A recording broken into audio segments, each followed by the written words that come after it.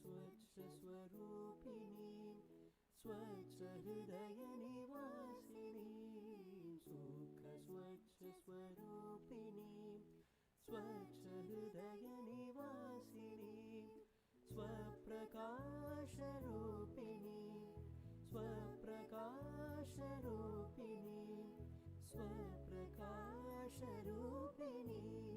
वन्देऽहं शारदां विशारदां ज्ञानदां वरदां वन्देऽहं शारदां विशारदां ज्ञानदां वरदां वन्देऽहं शारदाम्.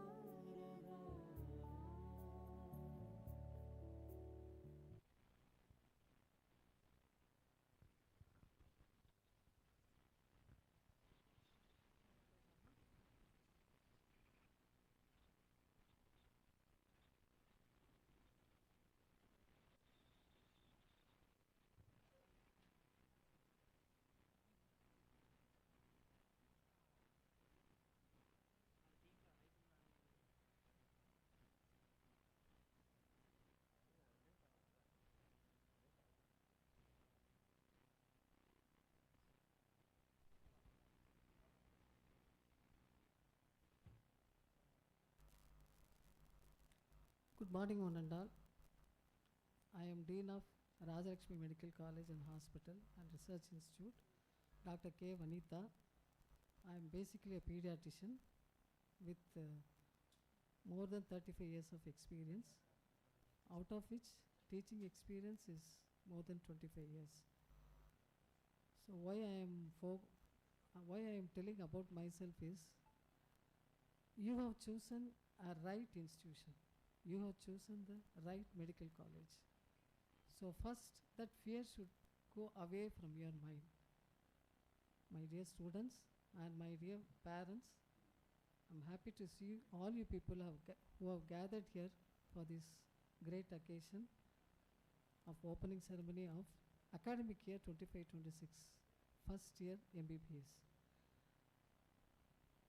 First of all, I should congratulate all my students who have secured the highest marks and who have secured or who have crossed the difficult pathway of your plus 2 examination or CBS examination as well as your NEET examination, and finally you have entered the right medical college, that is Rajalakshmi Medical College and Hospital and Research Institution.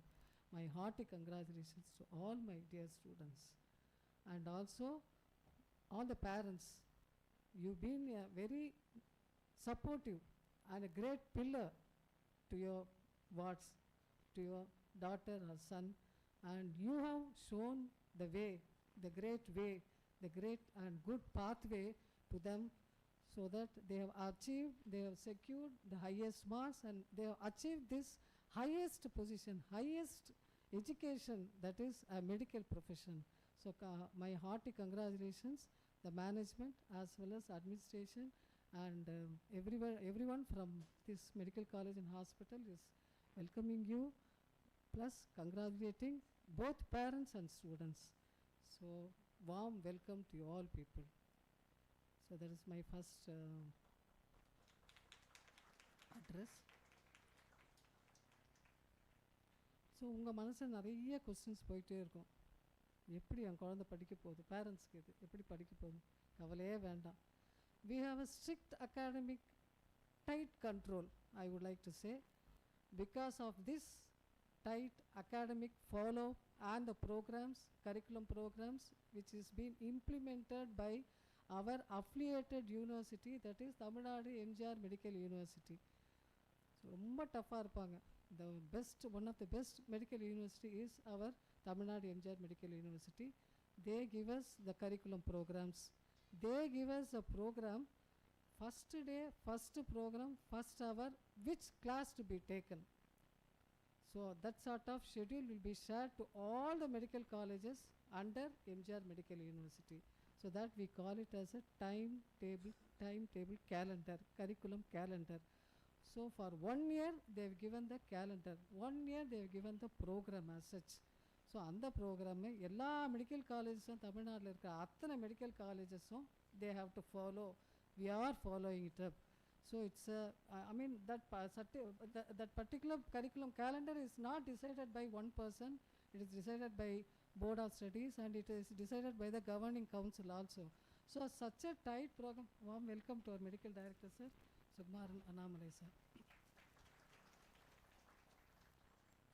So and the curriculum calendar is tight, and it is perfectly created, and it has been served to all the medical colleges.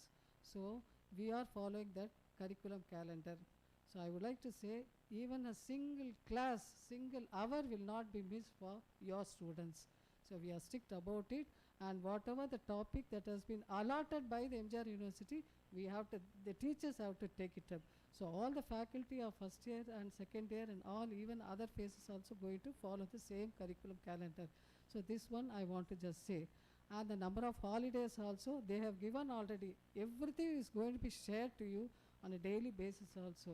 Okay, so the number of holidays will be decided, and you have to follow up the same type of holidays. If we give 2 days holidays, means you should take only 2 days, not prior to that and not post. Okay, so that sort of expectation I expect from the parents. So if the students are allotted 2 days, let them take 2 days alone, not pre and post. So totaling 4 days, it's not a good thing. Okay, so even missing a single class, it is going to be seen in the final result. So that I am very sure. Students are not supposed to miss even a single hour or single class. So that sort of request I just would like to put in front of all the parents. So that is my first request. So be with us, parents, be with us, and both of us, let us be together with the students, and you can see the students' progress and education and the final result. So today I just would like to say about this is Rajalakshmi Institutions, such a prestigious institution. This institution is attached to so many they are running so many engineering colleges like RIT, REC, and School of Management, and many schools also the trust is running up. So the Rajalakshmi Institution is such a huge institution in the city, and you can even see REC is been ranked, I think, 4th in the Tamil Nadu, 4th in the ranking list. So such a great background they are having. So the same way we want to bring up our medical college also. This is a very small college. I mean, this is a very fresh college, new college. This is second batch we are having it. But just I would like to tell you the results what our students have scored in the first year. Physiology, all 100 students have passed. Out of 100 students, 50 students have scored distinction. Out of 50 distinction, 20 are honors. So you can imagine the Department of Physiology, it has trained up all the students so well, and we could see the results. The second is Anatomy, Department of Anatomy, and Department of Anatomy also 40 students have scored distinction, and 20 students have scored honors. Okay, and same way Department of Biochemistry also we have a lot of distinction as well as honors. Okay, so what I am trying to say is this is a new college.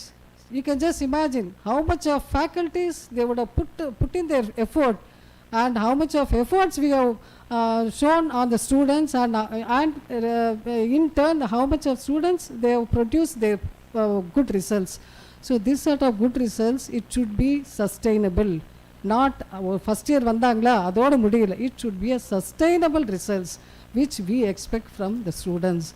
So we are ready to train them up, we are ready to give up our life, and we are ready to bring the students up, and so that they will be able to score the highest university rank holders. So we have set up the goal up to that level. So that sort of result only we are expecting. What I am expecting from the parents is just cooperate with us, and so that the students, let them not take frequently, let them not absent themselves, let them not absent for, especially for single test. Okay, so single test and single question and single answer is going to be accountable in the final university exam results. So please bear with us, and please come along with us. Whatever the problem you have, you can share it with us, and and so that we'll be able to roll out this program very successfully.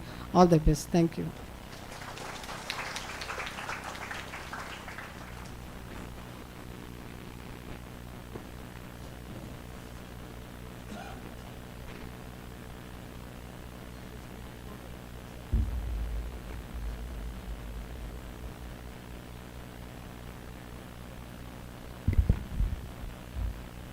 Good morning, dear parents and my dear students.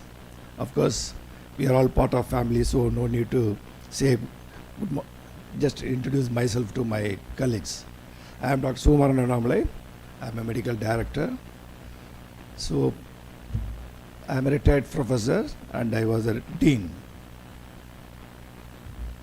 It is very easy for choosing. Nowadays, you people have made up your mind.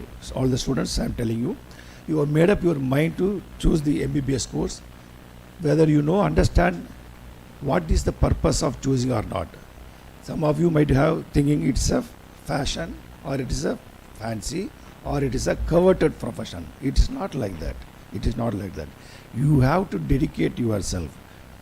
That is one of the important things. Just because your parents are interested, just because your parents are compel you, whether you have chosen or not, you have joined in a medical college. So I appreciate you all for choosing our college and joining with us. So as Madam rightly pointed out, it may look apparently easy MBBS course. It's not so. Unless you put an effort, hard work, a sincere and honest and a student, average student can become a good doctor if he puts an effort on that. It cannot be a spoon feeding. Nothing. It's not a course. There are umpteen professional courses there: engineering, advocate, lawyers, ITs, and other things are there. But this profession is totally different because it has to have some humanity to touch upon. So you have seen during our college days and school days till last week how the doctors were put their service to save the people, whether it's a crisis or it's a calamity or it is a normal course, prevention, whatever it is. So therefore, my dear students, take a pledge today that you have to be a good professional doctor and you should service the community. So this is my introduction. Later on I will talk to you more. Thank you very much. Let me thank my dean for giving me a chance. Thank you.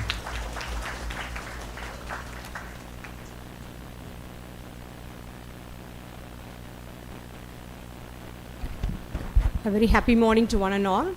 So first and foremost, hearty congratulations to all the students who have achieved in your NEETS course and gained access into the portals of Rajalakshmi Medical College Hospital and Research Institute under the prestigious umbrella of Rajalakshmi Group of Institutions.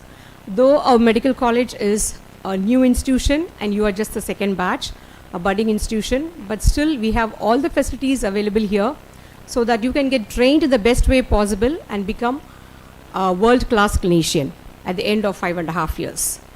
So what I would like to emphasize here is that you've all achieved in NEET score and gained access into a medical college by merit. And your responsibility or dedication or perseverance does not stop here. In fact, it commences from here. So from today onwards, you have to put in more hard work and more dedication so that you become a wonderful doctor, which is required in our country today. So I think Dean Madam and MD Sir have already highlighted your responsibilities, how you should take forward your career in future. Please follow the instructions of the institution. Kindly follow the instructions given by all your superiors in this campus. Hostel rules, college rules, all rules to be abided by very strictly so that you can achieve even better results than your seniors. You have just heard about the seniors' results. Just 2 days back it was announced. So we expect still better results from your batch as well, for which just kindly follow whatever instructions we are giving you and you'll come out in flying colors. Best wishes and blessings and prayers to all of you. Thank you.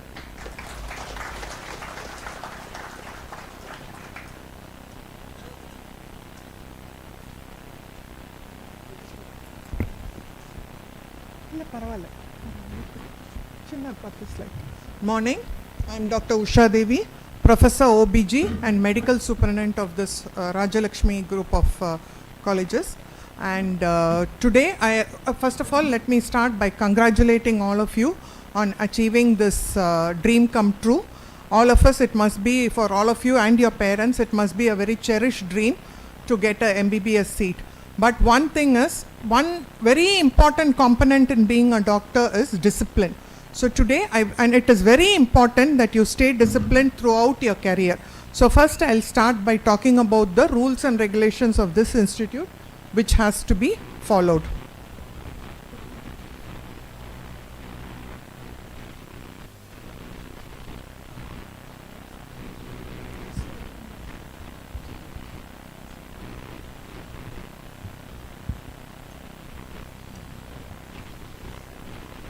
Next slide.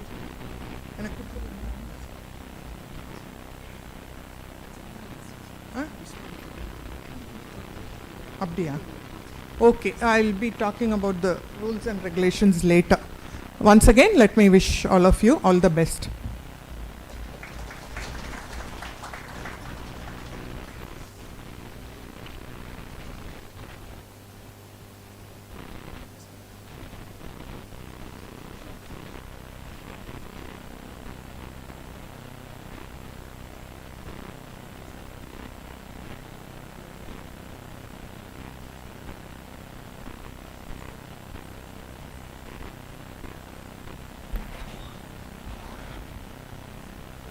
So the foundation course for medical students is going to start now, and today we have a serial of lectures.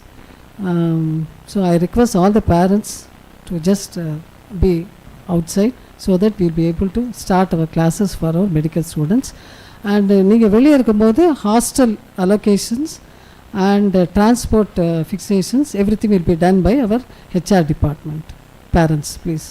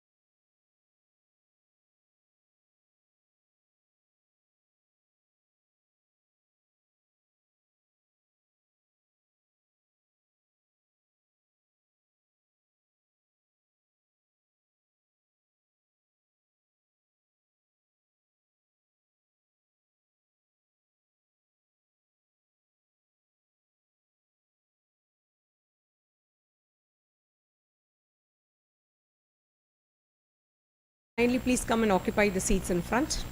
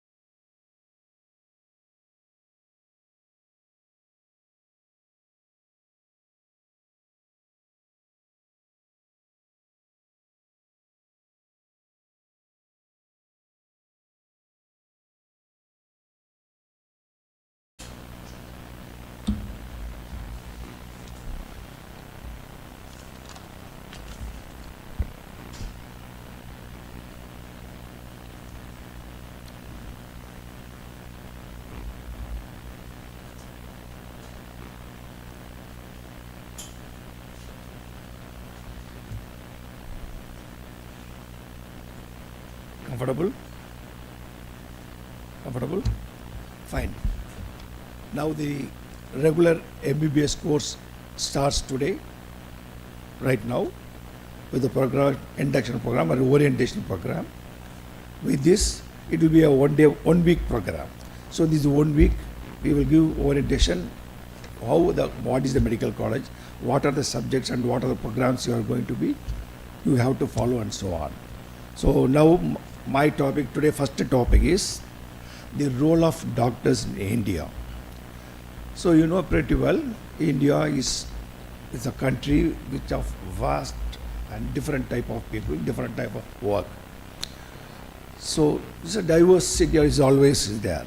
So the health care is the only one which comprises of all. There is no discrepancy, nothing is there. Even other areas, you can see the differences.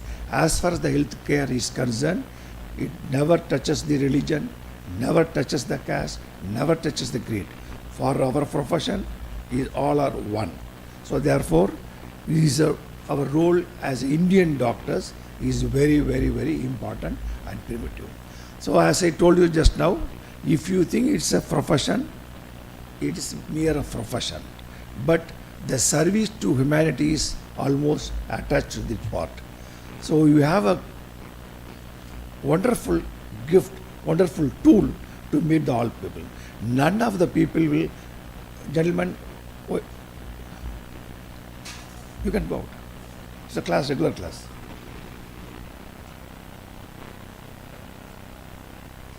No, classes are on. Okay. So it's a tool. So the service to the humanity is, you are a gifted people. No person going to be come to you and say, I am all right. No. If he says, come to you after getting an OP ticket or OP card and coming to your OP and tell you, I am perfectly all right, that means he has got some psychiatric problem. From today on, from next year, you will be going to the hospital. So you can see wherever you go, once they come to know that you are a doctor, or even for that matter as a medico, they will start telling about their ailment. Nobody will say, I am all right. So that is the problem, that is an humanity attached. Right from today, to till our last breath. It's up to you. You can stop at 80, you can stop at the 70, depends upon, because no doctors will stop till there, because this is a service, you want to touch it. So as Indian doctors, we will do lot of works, roles here. Number one is healers and caregivers. Right from the corporate metropolitan hospital to the last primary health centers, whenever they are coming to for emergency, and they are bringing, how many of you are not comfortable with English? All of you must be. It's a part of it. It's only a medium, so nothing to worry about. It's for communication. We will also, in then and there, we will also speak in Tamil also. Don't worry about it. So, whenever the patient coming and first question what they will ask is, where is the doctor? Doctor Engarkar, Doctor Engarkar. Adha keppanga. Nobody will ask, where is the staff nurse? Where is the housekeeper? Where is the thing? So the moment say, Doctor Engarkar, doctor has already come, there is a sigh of relief. That is the one, healers and caregivers. The moment they know, where is the doctor? Oh, doctor is here, so I can. Whether it is a VIP program, VVIP program, whatever it is, who are coming abroad. So we doctors, we of Indian doctors are part and parcel of it, profession, because they want to have a security in terms of health. So they want doctors to be sit with them. So we are the caretakers and caregivers rather, and the healers. So that is one of the main role of Indian doctors. Next is promoters of preventive health. They guide society toward healthy living, education people on hygiene, vaccination, nutrition, mental health and lifestyle choices. Right from your school days, you would have been taught about the hygiene, hand washing, menstrual hygiene and various, how to eat food, how to wash the food, vegetables, fruits, all these hygienes you would have been taught. So this is also we are doing as a promotive for health. So what is health? Health is nothing but being well-being, feeling of well-being. When will you say well-being? Not as a billionaire, not to have a 10 Rolls-Royce cars, not to have 100 acres of estate, nothing like that. To enjoy all these things, you should have a health. That means I am able to walk comfortably. I do not have any communicable disease. I do not have any non-communicable disease. So you will be taught all this, what is communicable and non-communicable disease. So to enjoy all your earning, all your comfort, even if you have a 10 rupees, even if you have a cycle, unless you are healthy, you cannot enjoy that. You cannot use it. So that is the thing, is called well-being. So the well-being is defined is a health. In other way, it's health. So preventive health, 3 type of healths we are using it. Number 1, prevention. Prevention is better than cure. Then next is promotive. Last one is curative. The doctor's profession, the health sectors, our aim is to prevent you before coming anything. So vaccination we are giving. Then promotive, you are promoting the public, eat protein, take this one, lifestyle, change your lifestyle, modify your lifestyle, etc. Then last one is curative. When they develop some diseases, when they develop some issues, then we are addressing it for curative purposes. So remember, preventive, promotive and curative. These are the basic principle in health providers. Then first response in crisis. Whether it is a pandemic, natural disaster or public emergency, our doctors are among the first to step forward on courage and commitment. You would have seen a lot of TV, medias, papers, you would have read it. That is whenever there is a disaster. Recently, last week also, you would have seen that some instant problem took place in a Karur. So doctors were mobilized from nearby Trichy, nearby Karur, then nearby Salem. So only doctors. So they are the providers. So first responses to crisis, when there is a huge problem, there is a lot of number of public suffocated. They have been brought to the hospital. Who will take care of them? Only the doctors. So the doctors who were there were not adequate. So recently Karur. So doctors, so you would have read in the paper or in the TV, watching TV, doctors have been mobilized from various sources. That means they are the first responders to the crisis. So this must be always like in your mental, you should have the mindset. So whenever I am getting a chance to work in a crisis, whenever I am getting a chance to work in crisis, I should take the first step. Should not hesitate. You should not afraid of yourself. So we are dealing umpteen cases, HIV patient. When there's a disaster, lot of patients will be coming with this blood, literally choked with the blood. We never bother about whether the patient is infected with the hepatitis B or a virus of HIV. Nothing. We never bother about it. We never take care of it because our idea is to save the patient. That is one of the role of Indian doctors. Abroad is totally different. Totally different. As I told you, our country is totally different from other countries. Then advocate for public health. They influence health policies, create awareness on critical issues, and bridge the gap between the science and the society. So what does it mean? We are advocating every time the National Medical Commission, the Government of India, the universities, UGs, all these things are together. They constitute that every time their health policies are being created. So for some time recently, one disease would have erupted. So when we have addressed that, then another one is coming up. So this is a never-ending problem. So all these things, there should be a uniform policy for that. These are all health policies. These should be designed at one point of time. All these topmost people, doctors in the country, occupying a top post in the major institutions of the country, they will sit together. They will create the policy, health policies, and it is being implemented. So this is foremost. So we are advocate for the public health by making the policies. Then next is public health leaders. These leaders, during the crisis such as COVID-19 pandemic, doctors stood the front line, not only treating but also guiding policy, surveillance, and community mobilization. What were you during 2020? Schools? Which standard? 9th. Anybody from at that time 10th, 11th, 12th college? You are 10th. Anybody? About 10th? 10th, yes. 10th, yes. So you might be knowing something about the COVID because you would have enjoyed sitting the home for 1 year. Then you would have, that is totally different. By how this was covered? Only these people, our doctors, Indian doctors only, took it very bold. When other countries, they were ran away, they could not able to conceive any ideas, they could not implement how to manage, how to tackle things. Our Indian doctors take a bold step and they have started doing some drugs, steroid they have advocated, slowly they have bring it. Now none of our doctors in India went away or ran away from the scene. So that is one of our country, when compared to other countries, we have a less mortality. Our deaths are very less. So when compared to other countries. So therefore the Indian doctors, we are all brave enough. We never, as I told you, we never bother about us. We never bother about our family. So your pride is a pride to be a doctor. So whenever you are getting a chance to work, you are doing it. That is one of the inherited, we as Indian doctors, we inherited from our seniors or from elders. Then coming to the innovators and researchers. With limited resources, Indian doctors often pioneer cost-effective treatments and indigenous solutions.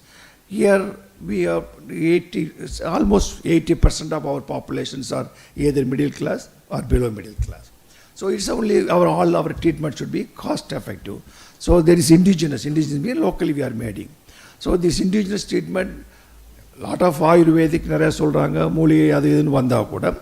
We are indigenous in the sense we creating, so doing some research works and preparing drugs, how to counter certain diseases, how to treat certain diseases. So we are doing as a research work. It is going on. At one end, the innovation and research is going on. Another end, the curative work is going on.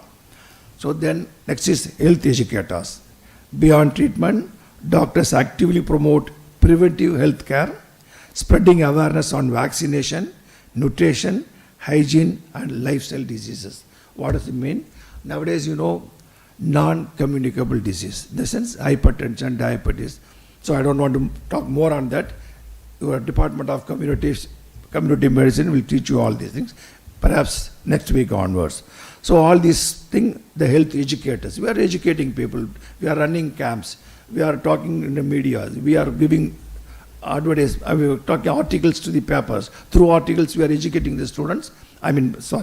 But keep on educating the public how to have a awareness about the certain diseases. That is our, as a health educators, that we are doing it. Then ethical guardians. In a rapidly advancing world of biotechnology and medicine, doctors uphold ethics, compassion, and patient dignity. So we have to maintain certain ethics. Because as a doctor, you are permitted to examine a female patient. As a lady doctor,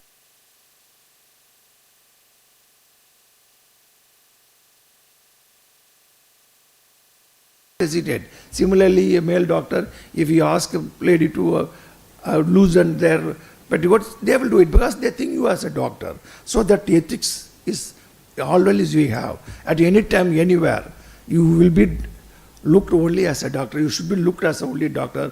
For that, our dress code, our manners, body language, are very important. Because they are looking at you as a god. Whatever you say, they will do. Please remove your dhoti. Immediately, they will remove it. You can ask immediately, unbutton your blouse. They will do it because for them, you are not a male. For them, you are not a girl. For not a woman. So you are all doctors. That privilege is there. That privilege depends on the ethics. So ethics always should be there. Whenever we are looking at them, they are our patients. Similarly, they are looking, we should ensure by our language, by our dress code, that a doctor is there. When a patient is coming to the hospital, they are looking at you. உங்களை பார்த்த உடனே இந்த doctor operation பண்ண போகிறாரா, இந்த டாக்டரம்மா surgery பண்ண போகிறாங்களா, இவங்க தான் எனக்கு வைத்தியம் பண்ண போகிறாங்களா, அது ஒரு attire. That is the reason we always wear the over white coat. So we have to look pride. It doesn't require any, need not to be a handsome guy, need not to be a girl, good-looking girl, doesn't matter. That our attire and body language brings that respect from the patients. So always remember, we are all privileged people to treat the ailing patient, cutting across this gender. You always remember. Last one is nation builders. So this, for example, here we have in and around Hyundai, Gobin, all these things are there every day. Some productions are going in. At the another end, you can see some paddy fields are there. So the agriculturists are doing some agricultural work. In an industry, a person, X, who is the most key person, he didn't come for, because he did not attend the work because of his ailment.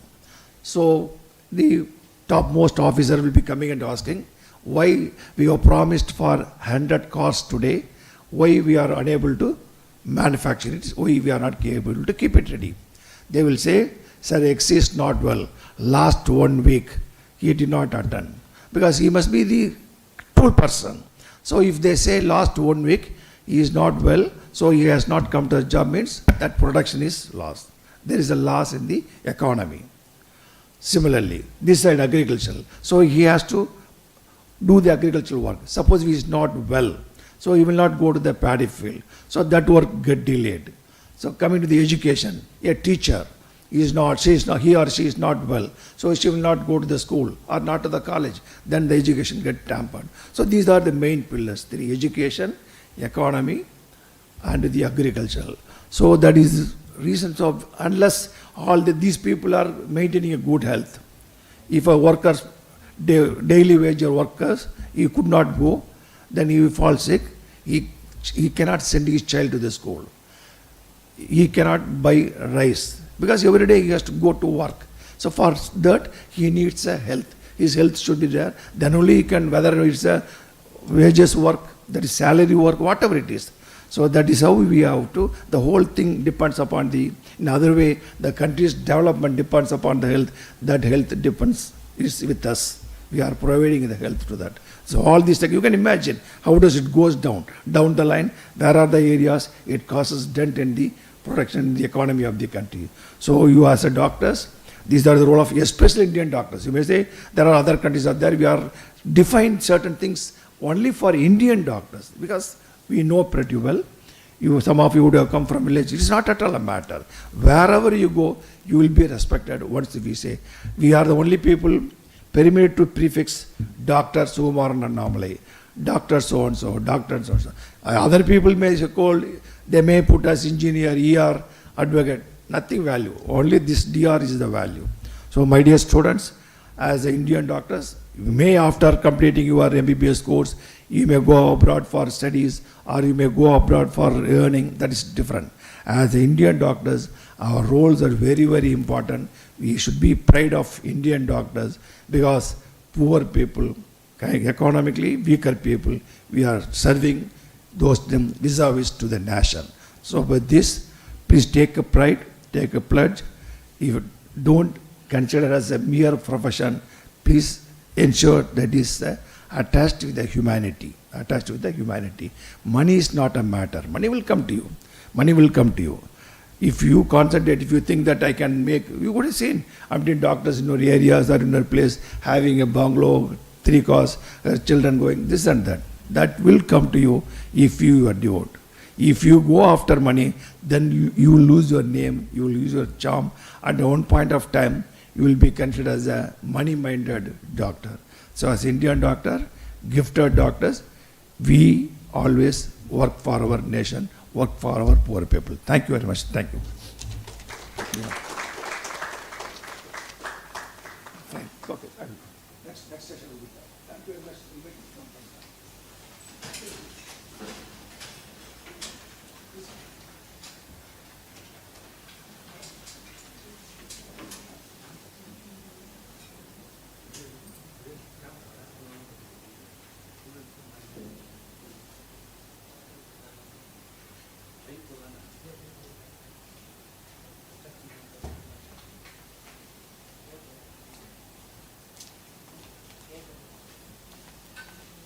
Hi, good morning.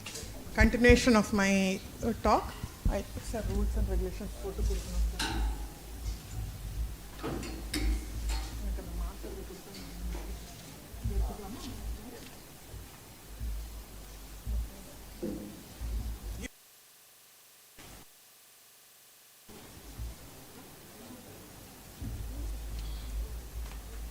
Okay, as I already told you, discipline has to be maintained. We are quite strict about it.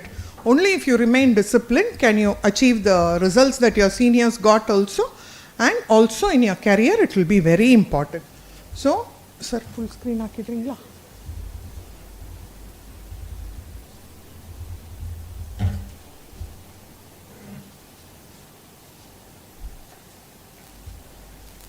I'll be just telling you about the few rules which have to be followed inside the hospital. And also there are few rules for those hostelers that will be issued to you. I will not be going into the hostel rules now. I'll be just talking about general discipline. As doctors, not just during your MBBS, but later in life also, you should be dressed properly. A patient on seeing you should feel that you're a doctor. Should not be dressed in very casually, over casually, in sportswear, etc. So from the beginning, we want you to start that. Male students are permitted to wear formal pants and shirts only. The shirts should be neatly tucked in. Wearing of jeans and t-shirts is prohibited during college working hours. Girl students are permitted to wear only salwar kameez with dupatta. They should not wear t-shirts or mini skirts or pants. Students are permitted to wear only shoes. Hawaii chappals are not to be worn in the institute during working hours. Male students should have their hair neatly cut and combed. Long flowing hair and any other style not becoming of that of a gentleman, as well as wearing of ear studs, etc., are not permitted in the institute. Identity card. See, it is very important for both your safety and for the institute that you should wear your identity card at all times. So, you are expected to wear the identity card provided at all times. Boys should display it on their left shirt pocket and on the kameez for the girls. Students should report, if you lose your identity card, you should report it immediately in writing to the administrative officers within 24 hours, explaining how and where it was lost. Punctuality and attendance, very important. All students are expected to be punctual and attend all classes. Late attendance and absence in one of the classes will be treated as absent for half a day, and attendance is very important to make you eligible for the university exams. So you should have a minimum of 80% attendance to be eligible to take the university exam. Otherwise, you will not be allowed to take the exam and will have to take it after a long delay. Parents, guardians of students whose attendance is low will be intimated. We will be intimating your parents every day about your attendance. So mark that. So your parents will know. We make sure there is a WhatsApp group where your parents are informed every day about your attendance. It will be the duty of the parent guardian to ensure that their wards attend classes regularly and avoid recurrence of low attendance by them. Coming to the classworks and tests, see, you heard about our results. How do you think those students achieved those results of so high marks and almost 100% pass? Students, we are willing to put in our efforts. We are willing to give you the time and knowledge. But you should also be willing to accept and work hard. See, it is important you got in. It is not just enough having got into an MBBS seat. You should pass out with flying colors. So for that, these class tests are training for you, and also they are university mandate. So it is mandatory for all students to appear for the model exam prior to appearing for the university exams. Students failing to secure minimum qualifying marks in these examinations again will not be allowed to take the university exam. That is not our rule, it is the university rule. There is an internal assessment where you have to score minimum marks to be eligible for the university exams. You will have to complete assignments, tutorials, and attend classes and cycle tests that will be conducted in the respective subjects from time to time. All students are required to get a minimum of 60% marks in these tests. Parents and guardians, please convey these to your parents. Parents, guardians are advised to periodically meet the class in charge HOD to know about the progress of their wards. If found violating these instructions, the students will be solely responsible for the consequences. Institute is not responsible. We have told you all this sufficiently advanced. Any true grievance that you have, we are always there to help you. We are your parents here. You can approach us whenever you have any genuine problem. We will help you. But at the same time, we cannot compromise on discipline. Okay?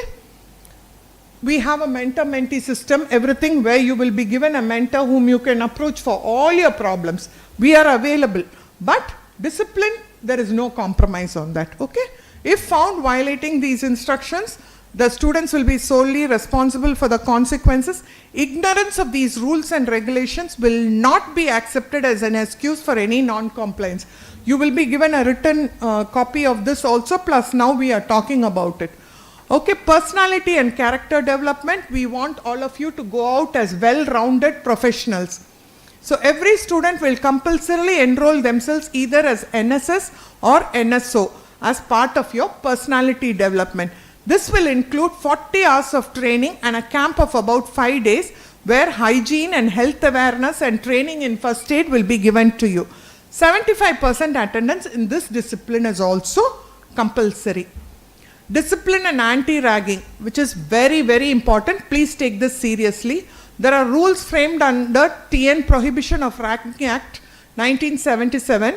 Any complaint of ragging should be made to the college management. In case you have any problem, you are the first year, so you should be aware. Appropriate committee by a student within 3 days of its occurrence.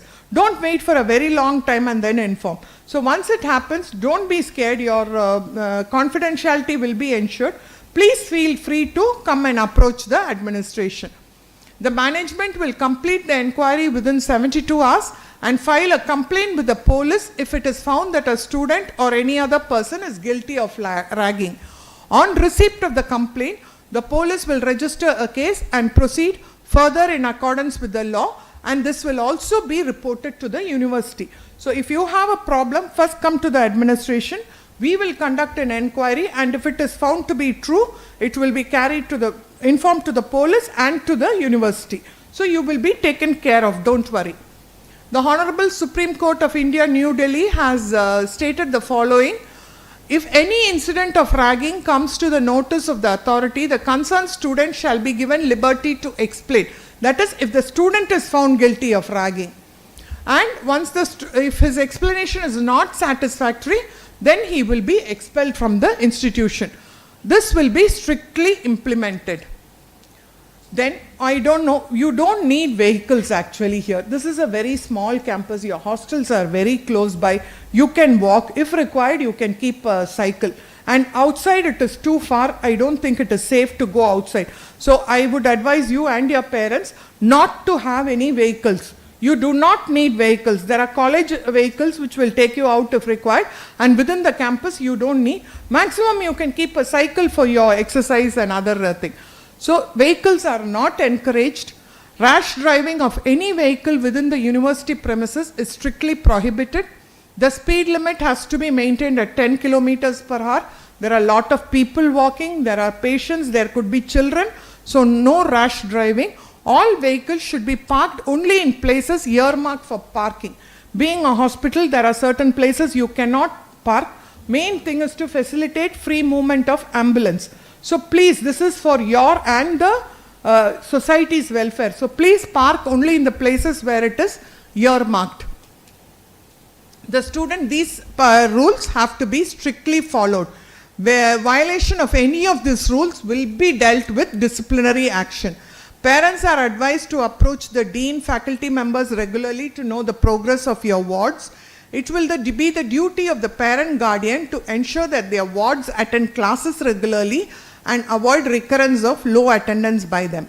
Parents, if they are summoned to discuss, the dean will call them or the vice principal will be calling them if there is any problem, and they should report to the college without fail immediately as and when required. These are the rules which have to be followed. Please, for your own sake and for us, please follow these. You will not have any problem. This is a very comfortable place. You will be looked after. You will be taken care of. All of us are there. Any problem you can approach any one of us. All of us have children and we treat you all like our children only. So feel free to approach any of us. But one thing, like I would do with my children also, discipline is compulsory. There is no compromise on that. Everything else we are there to help you. Work hard, you will do well. Okay? You should excel and improve the results of your seniors. You should be more, we are expecting more marks from you. Like more numbers of honors, more number of distinctions from you. I'm sure all of you will do well. All the best. Okay? Thank you.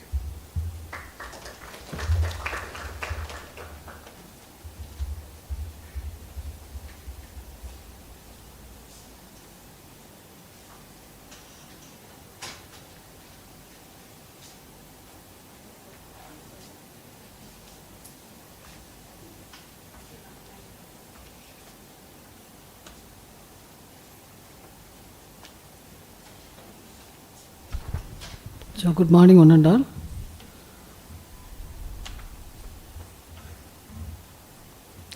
My topic is opening remarks and address.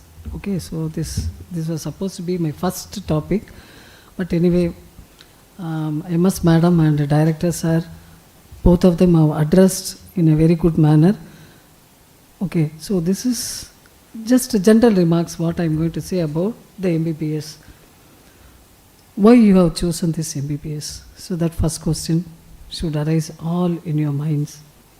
So MBBS or the medical profession is a noble profession compared to engineering and compared to auditing and compared to law, and ours, that is medical profession, is definitely the number one and the noble course where you are going to be in touch with the public, community, and the community or the public, what they expect from you is a first class or the latest or the highest remedial measure for their pains, for their diseases, for their disorders. ஒரு ஃபேமிலின்னு பார்த்தீங்கன்னாக்கா டெஃபினட்டாக patients இருப்பாங்க. Whether it is hypertension or diabetes or ischemic heart disease or heart failure or even cancer rate is also just going up. So definitely somebody will be there in your family. So they need immediate attention, they need immediate care or some ways wherein they can approach our higher ups, okay, approach for the latest treatment or approach for the financial support and other things. So globally, and just putting all those problems in together, they will expect at least some guidance from us, from medical professionals. So நீங்களாம் young budding persons, you all will be updated, I am sure, the basics of anatomy, basics of physiology and biochemistry, microbiology and pathology and all other subjects. All the latest basics are being taught you people. You people are definitely updated. நாங்கள் படிக்கும்போது கூட இவ்வளோ updation கிடையாது. Genetics means it's a question for us, or question mark for us, what it is. That was 35 years ago. ஜெனட்டிக்ஸ்னால் என்னன்னு தெரியும், ஜீன்ஸுன்னு இருக்குது, chromosome இருக்குது, ஜீன்ஸுன்னு இருக்குது, அவ்வளோதான். Now they've gone up to molecular biology. So all the latest எல்லாமே வந்து they are teaching in biochemistry, physiology and anatomy also. அனாட்டமியில் ஜெனட்டிக்ஸ் இருக்காங்க, எனக்கு ஆச்சரியமாக இருக்குது. Genetics, they are teaching genetics in anatomy and also physiology and biochemistry. This year biochemistry paper was so tough, you won't believe. All the questions were, most of the questions were from molecular biology. Updated version, எங்களாலே answer பண்ண முடியல. அந்த மாதிரி toughest questions were framed by MGR Medical University for first year MBBS. You can imagine, you people are really lucky. So there are so many ways, so many years of teaching and so many years of inventions and discoveries, everything been put together, and finally they have come to these latest technologies, and those latest technologies are being taught for you people. You people are really lucky. Okay, don't be happy with that, but you have to read a lot, you have to understand a lot, you have to update a lot. So what is needed is work hard, study hard. Okay, வந்துட்டீங்க, college வந்துட்டீங்க, இன்னும் family attachment இருக்கக்கூடாது. That's what I am saying. அப்பா பார்க்க போகணும், especially the hostellers. அம்மா பார்க்க போகணும், எனக்கு ஃபேமிலி சிக்காக இருக்குது. No, you should forget. Only one aim should be study study study. உங்கள் பேரண்ட்ஸு அமுச்சு விட்டுட்டாங்க. So it is your duty to read up, understand medicine, everything, and update knowledge should be brought in by you people. Okay, so family attachment இருக்கட்டும், but not to the depth. Okay, so up to 17 years or up to 20 years, they were together. My parents were just supporting you people. Just come away from that bond. Okay, just form a new bond among us, among your colleagues, among the teachers, and among the college authorities, and see a different world. Okay, and try to be in this medical professional world. விட்டுட்டு வாங்க, கொஞ்சம் விட்டுட்டு வாங்க, but don't cut off your strings with your parents. Yes, that is there. Family needs are there and family bond is essential. I do agree. But அதிலேருந்து வெளியே வரணும், and just get exposed to the newer environment and get exposed to the hostel environment as well as food habits. Okay, food habits, non-veg தான் சாப்பிடுவேன்னாக்கா, no, non-veg is not supplied here. Okay, our institution, this is an institution policy. It's been practicing for many years, many decades, so that we cannot change it. And so just come out of those habits, food habits. Okay, and what is available, try to eat. எனக்கு ஒத்துக்கல, no, whatever is I mean you can digest or whatever it is tolerable to your stomach, please eat that. Especially இதுதான் வேணும், order from outside, no, all those things should be banned. Good food is served here, and try to eat. Okay, so get adjusted to the newer environment and about other your colleagues. Okay, so be friendly with everyone. இதில் பணக்காரங்க, ஏழைங்க, படித்த parents, படிக்காத parents, no, அந்த மாதிரி டிஃப்ரென்ஸே இருக்கக்கூடாது. All of us are same, all of us are one among the family. That is a Rajalakshmi family, Rajalakshmi Institution family members. All of us are the same. There should not be any difference among us. It's a boy or girl or even with your colleagues. Okay, so நீங்கள் ஒருத்தர் வந்து பெரிய ஃபேமிலியிலேருந்து வந்திருக்கலாம், இன்னொருத்தர் வந்து சாதாரண farmer ஃபேமிலியிலேருந்து வந்திருக்கலாம், but all of us are same. ஏன்னா அவர் மெடிக்கல் ப்ரொஃபஷன் MBBS இஸ் அதாவது unifying all of us together. All of us are sitting under the one umbrella, that is a Rajalakshmi group of umbrella. Okay, so that we should accept it. உங்களுக்குள்ள difference இருக்கக்கூடாது. Try to help each other. Okay, அவங்களுக்கு வந்து ஒருத்தர் படித்தவங்களாக இருக்கலாம், and probably they're from a poor family. அவங்க way of dressing கொஞ்சம் வேறு மாதிரி இருக்கும், வே ஆஃப் ஸ்பீக்கிங் வேறு மாதிரி இருக்கும், வே ஆஃப் கம்யூனிகேஷன் வேறு மாதிரி இருக்கும். So everything definitely different type of people we are going to meet. So try to get adjust with everyone. அதுதான் நான் சொல்கிறது. Okay, there should not be any difference among all the people. Okay, so that also hostel principles, hostel rules and regulations to be followed strictly. Okay, நீங்கள் வந்து ஹார்மோனியாக இருந்தால் தான் parents will be able to sleep at home peacefully. இங்கே ட்ரபிள்ஸமாக இருந்துட்டு இங்கே வந்து நீங்கள் டர்புலண்ட்டாக இருந்தீங்கனாக்கா parents will never be able to sleep properly. So அவங்க வந்து எங்கள் மேலே வச்சுருக்க நம்பிக்கையில் உங்களை அமைச்சிருக்கிறாங்க. We should be thankful to them. They should be able to sleep well. Okay, நீங்கள் வந்து ஒத்துமையாக இருந்து என்னென்னலாம் directions we will direct you what to read and what not to read. Madam is an anatomy madam, she is an excellent teacher, I'll tell you that. Physiology madam and biochemistry sir, all of them are very good. அதாவது அவங்க உயிரை கொடுத்து they'll teach you. Okay, கையை பிடிச்சி இதுதான் femoral artery, இதுதான் femoral vein. So to that level madam is ready to teach and they have been doing it. Because of all those strict teachings and everything, we were able to achieve such a high good honors and distinction this year. Okay, so இதை வந்து நீங்கள் புரிஞ்சுக்கணும். இன்னும் பெரிய வித்தியாசங்கள் கிடையாது. Even if you find any problem just tell us. இதுக்காக தான் ஒரு மென்டார் மென்டின்னு ஒரு கமிட்டி ஒன்று ஆரம்பிச்சிருக்கோம்.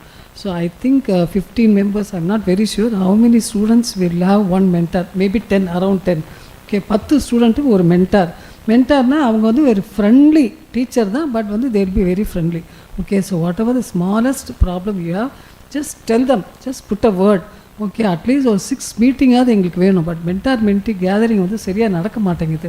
Because the students are not reporting to the mentor. They saying even though the mentors call you people for interview or for talks or whatever it is, you people are not reporting to them properly. That's what we got the complaint. We try to bridge the gap, but we are finding it difficult.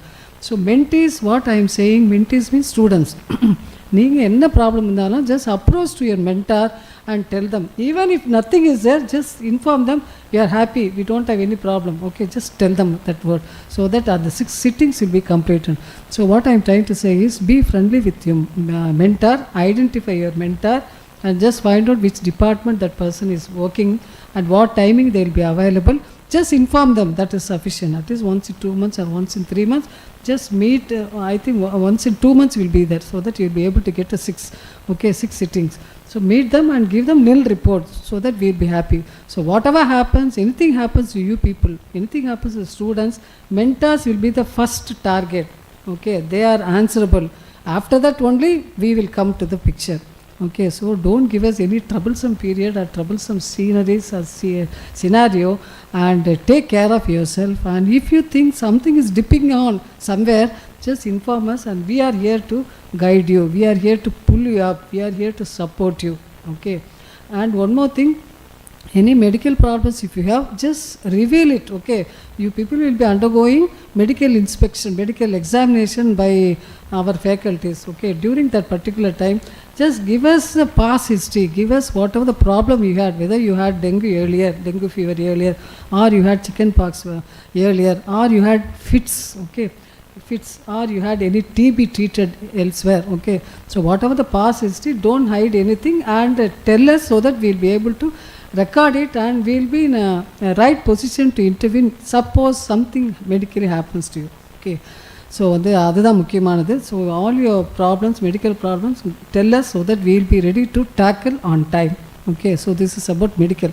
Then food also I have told you, whatever the food is very good, and if you want any suggestions or if you want any changes in the pattern of food, you can very well contact your vice principal or your hostel wardens. Okay, hostel, you have asked for hostels, you have wardens. Okay, warden means senior warden and junior warden. Senior warden will be in the professor cadre, and junior warden will be AP cadre. Okay, so Dr. Sudarshana for ladies hostel and Praveen for men's hostel. So 2 people are there. You can approach them at any time for the hostelers. If you want any change, food menu change or anything, you can tell them, and in turn they will come and tell us, and we are here to rectify whatever the problem you have. Okay, so food வந்து வீட்டில் அம்மா சமைச்சாலே நீங்கள் யாரும் சாப்பிட மாட்டீங்க, and hundreds of complaints will be telling your food is waste, your food is monotonous, and all those complaints will arise. Just imagine for 200 students, not only 200 students, nearly 600 to 700 other people are there. Okay, that is office people and lab technicians and paramedical, nursing. So all put together, I think more than 1,000 people they are cooking. Okay, you can imagine you can't satisfy each and everyone's taste and needs. But first priority importance will be given to the students' request. I told them, so for whatever the students ask, we should be able to give them. But adukku ivanga budget vechirukkranga, and if it fits, yes, definitely we'll be able to change. So this is about food menu. Okay. Then other hostel rules, leave in solumbodhu, leave you are not supposed to take as and when you like. Okay, if you are absent for nearly 1 week or so, you will not be allowed to enter the class without meeting administration. That is, you have to meet vice principal first, then you should meet dean also. Then only after getting the leave only, leave granting only, you can just attend the classes, otherwise you cannot attend, because securing or taking leave as and when required is not allowed. Please be sure, even if you take 1 day leave, you just give it in writing so that we will be able to put it as if not absent. Okay, so only we will be able to trace whatever happens. And we have formed already parents and administration and parents group, so daily attendance will be upgraded to them. Even if you absent yourself for one class, that will be reflected. Okay, but name naanga podradala numbers mattum, name also we are putting it. So one person is absent for physiology means that information will definitely reach the same day to the parents. So parents also will be able to, especially for the hostel, they also will be able to trace whatever happens, why you are absenting everything. Okay, so be punctual for all the classes and be attentive for all the classes, and without permission try not to take any leave. Even if you take leave, just get approval, leave approval from one of us, then only it will be taken into account. Okay, then only we'll be able to protect even if something goes wrong for as far as attendance is concerned. So all these rules and regulations, just kindly follow it up. Okay, so whatever the basic needs you need, suppose electricity is not there, current is not there, and if you are not comfortable anywhere, you can approach us at any time. And regarding library, all the books are there, all the basic and reference books with textbooks, bigger textbooks are there, so you can make use of it. Library hours are going to be mandatory, that is, it is a must for all the students, especially for the hostelites. Probably for 1.5 to 2 hours we are going to make very compulsory. Okay, so earlier it was not like that, but now from this year onwards we are going to make compulsory. So for the hostelers, it's very comfortable to use the library hours. Please make sure that you utilize the library hours properly, and attendance also will be taken in the library. Okay, so what I request, most of the day scholars, convert yourself into the hostel so that you will be able to have all the facilities like hostel facilities, wherein you will be pushed up and wherein you will be watched how many hours you are reading and how many hours you are doing other curriculum activities, everything you will be monitored. So I kindly request even the day scholars to convert yourself. Most of the private medical colleges, it is mandatory to become a hostler. Okay, so all the day scholars should become a hostler. But it's a new college, we are just keeping quiet for at least for another couple of years. We will not make it compulsory, but it is advisable if you can just convert yourself into the hostel just for the library hours. And if you keep on coming properly, utilize all the library service, we are ready to convert library hours 24 hours a day. We are ready. Okay, so adequate number of books are there, adequate number of reference books, period textbooks are there, you can utilize it. And the basic textbooks will be given after some time. Okay, that is from core subject only we are going to start from 10th onwards. Okay, from 10th of October onwards. So anniki we will be able to give the minimum number of textbooks, but what is needed. Okay, so that textbooks will be given, and if you want to get some more books means you can get guidance from your teachers, and they will be able to give you many more book lists so that you can utilize it, or you can go to library and start utilizing the textbooks. So my sincere request is, read the textbooks. Okay, that is not the notes. Okay, Indian authors and many other authors, they have given so many books, but you can have it, you can read it, I am not saying no, but the major textbooks are a must. Okay, guide 10, that is physiology. Okay, so like that each and every subject you have a standard textbooks, kindly go through, because all your MCQs will be framed only from the standard reference textbooks, not from your notes. Okay, plus 2 la neenga appadha padichirpeenga, ella notes, ella kutti notes. Okay, or just going through internet, and you will be able to extract so many other teaching methods. and all those things are not going to be much of helpful as far as your medical thing is concerned. Only the standard textbook study and studying the standard textbooks and copying it up or just mugging up from those books are going to help you in a long way, rather than reading the small textbooks or small Indian authors, especially Indian authors notes. Okay, so this I just want you to say. So whatever you read, it should be really pakka. It should be 100% confident. You should be confident enough to what you have studied. You should be able to implement to the curriculum. And we have one community medicine department also, wherein not only you are studying in the college, you are going to the community level. You are going out of your hospital. Okay, you are going to the rural areas, which has been made mandatory up to phase 1. I mean up to final year part 1. Okay, so community medicine department, they will be able to take you all. So in due course of further, tomorrow and day after tomorrow, you have many classes wherein you will be taken to the field level, and you will be allotted certain number of families. You have a touch with the family members, and you are going to be the consultant. You are going to be the treating doctor, first order of doctor for those families. Okay, so this has been made mandatory by the state government as well as by the government of India. Okay, that is National Medical Commission. So we all belong to National Medical Commission, that is government of India. It is being monitored. It is monitoring all our activities through the state government.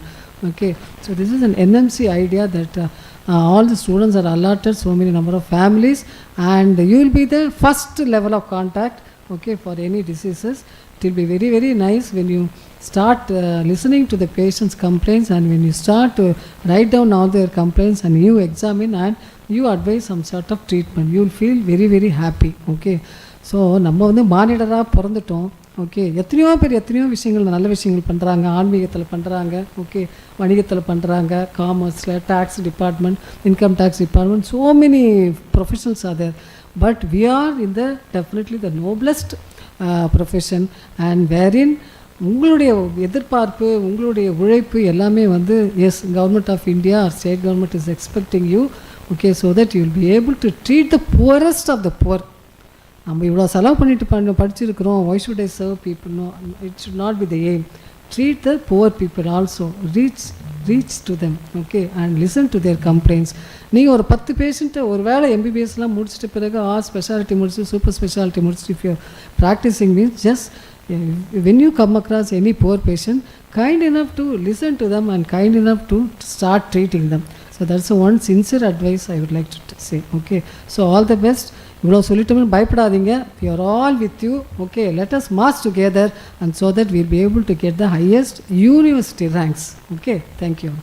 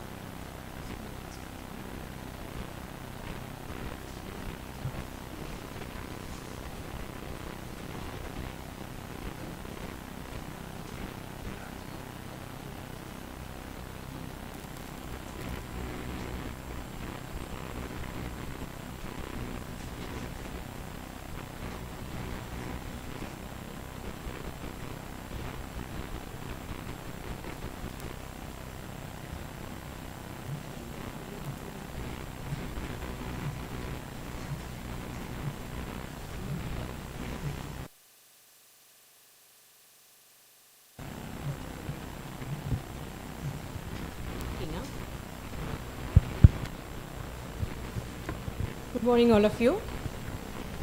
So,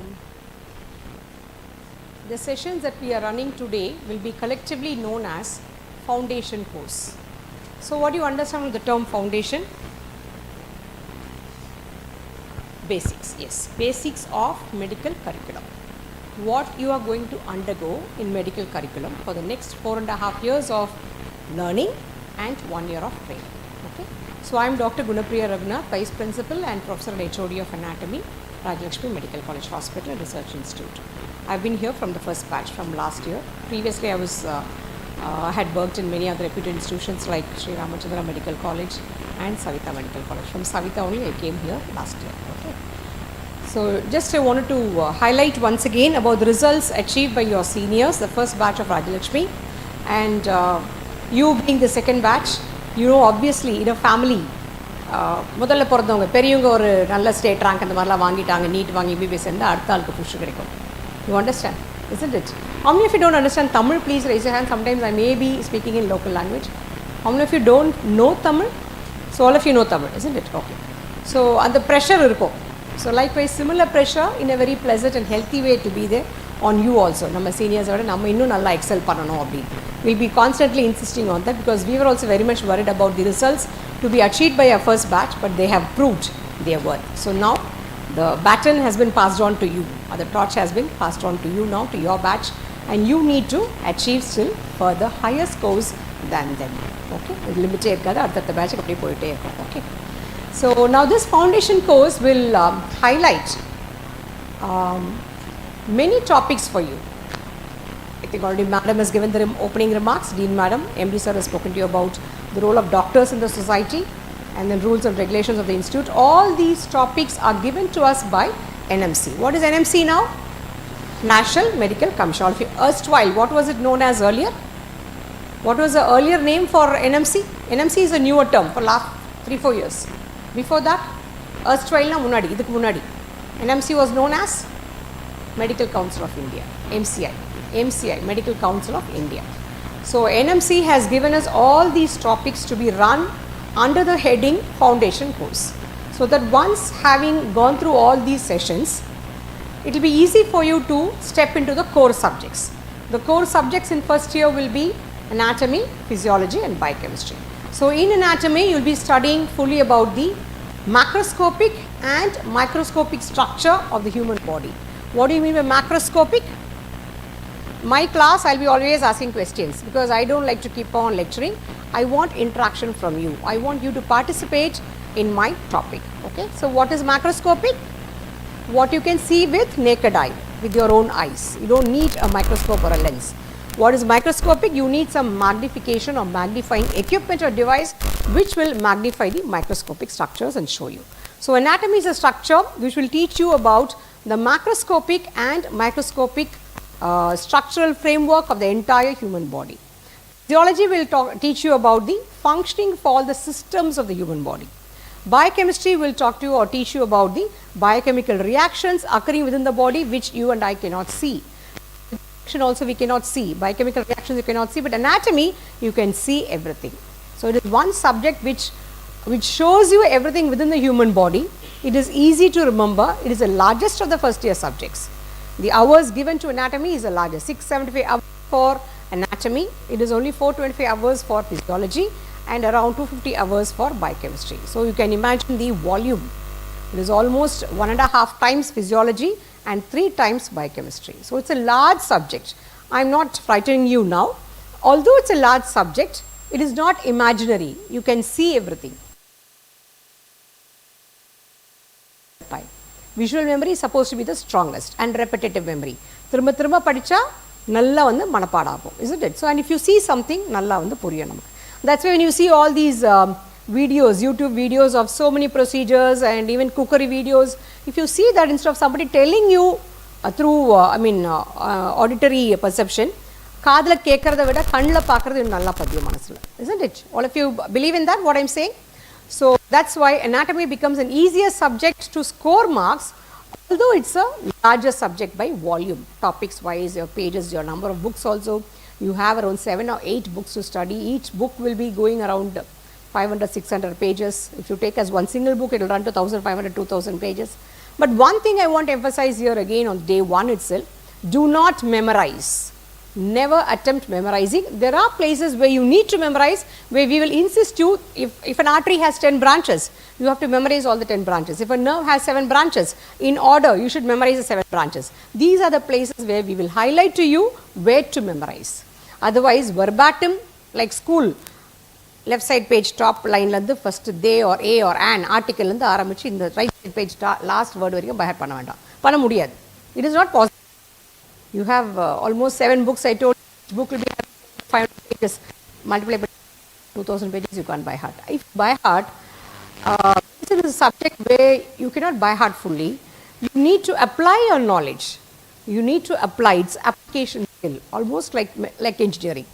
Analytical skill, critical thinking skill, all these skills you need to develop so that when a patient comes and sits in front of you and gives his complaints to you, I am suffering from so and so symptoms or signs for the past few days, you need to bring in all your knowledge from anatomy up to your final year subjects, assimilate everything and try to figure out which system is involved in this patient, what is the organ that is involved.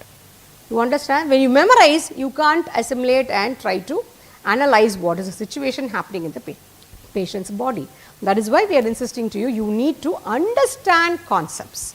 Always understand concepts. CBME curriculum actually focuses on understanding concepts. So, most of you are from CBME, CBSE, most of you, so you already know about what is understanding concepts from your school subjects, isn't it? Likewise, here also, do not memorize. We will tell you where you need to exactly memorize. Those are the points or features which examiners would like to test you upon for your retentive memory. They will ask you to enumerate the branches of this, enumerate the branches of that, or tributaries of this vein. So, in those instances, you need to memorize. Other places, you need not memorize at all. You just need to understand. If something is called so, there is a meaning behind it. That is why it is called like that. Why femoral artery is known as femoral artery? The word femur means, yes, thigh bone. That's why the artery supplying the thigh is known as femoral artery. இப்படி புரிஞ்சதுனா உங்களுக்கு easy to keep in your memory. If you don't understand, it's difficult. Examiners will ask you, why femoral artery is known as femoral artery? You know, on the day 1 you have learnt now. Because femoral artery supplies the thigh. The word femur refers to the bone, which is the bone of the thigh. So that is why the word femur itself is referring to thigh. So anything, any triangle, anything in the thigh, we call it as femoral, the prefix of the word will come. So if you understand like this in every class, it becomes very easy to write your answers by way of theory or by way of viva in the exam. So I am just giving you a brief intro now, okay, how you should study. So this session is an overview of MBBS curriculum, all the 4.5 years I will be talking to you about now. Salient features of graduate medical education regulations 2019, we call it as GMER, we call it as GMER, graduate medical education regulations, framed in 2019. Framed in 2009. From this session, you will be able to understand the features and what are the new nuances which have been introduced within the GMER 2019 when they introduce the competency based medical education, CBME, we call it as CBME, competency based medical education was introduced in the year 2019. So, which year you are in now?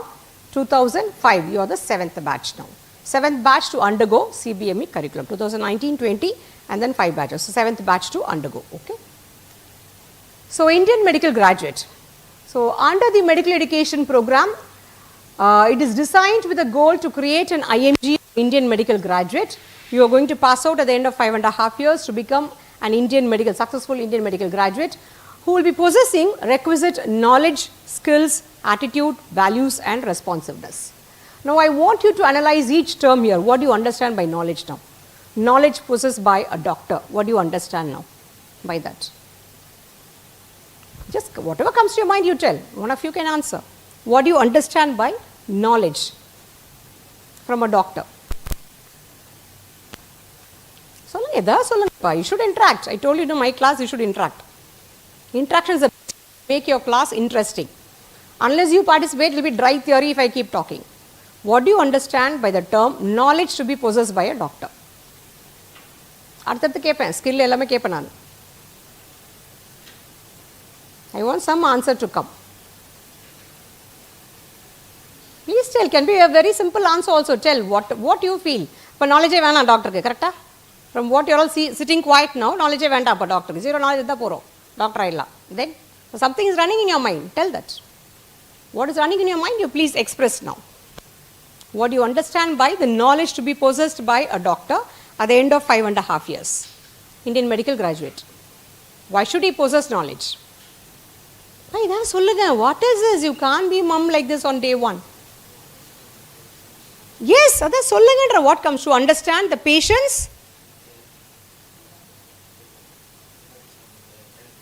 Okay, health issues. It's knowledge, rightly said.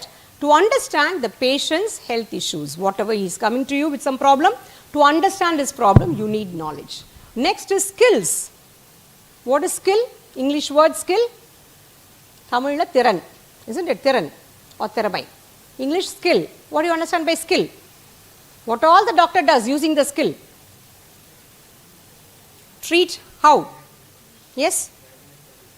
Diagnose, that is, yes, using skill, knowledge based skill to diagnose. Then any other skill? Hand skill. Doctor doesn't use any hand skill, only knowledge. Then, yes, how does he use his skill? Hand skill. Doctor kai vechi edume panna mattangala? Sharp tools, yes. Expertise is using sharp tools like scalpel, yes. Edha or word solunga adukku. Doctors don't do any procedures? They don't do any procedures? Surgery, yes. Surgery, conducting deliveries, suturing, wound dressing. So many procedures are there. For all that you need skill, hand skill. Knowledge also, knowledge and skill. Then comes attitude. This is the crux of the topic in India today, attitude. What do you mean by attitude? அவளுக்கு ரொம்ப attitude, அவனுக்கு ரொம்ப attitude சொல்லுவாங்கல்ல. What do you mean by attitude? நம்ம காமனாக பேசுகிற attitude is not the correct attitude. Attitude can be positive attitude, attitude can be negative. நம்ம always அதை நெகட்டிவாக தான் போர்ட்ரே பண்ணுவோம் இல்லையா? அவளுக்கு பயங்கர attitude என்ன அர்த்தம்? ரொம்ப திமிருன்னு அர்த்தம். Isn't it? It's not like that. It can be positive attitude, it can be negative attitude as well. So what do you understand by attitude now? Why should a doctor possess the right kind of attitude? Why? Think and see. You are going to go into the society, into the public, into the community, mingle with people, try to find out their problems, talk to them, treat their condition. So why you need good attitude? Why? Selflessness from hand-handed service. Hence, this selfish will be this noise. Okay, you have to be selfless when you are in the public.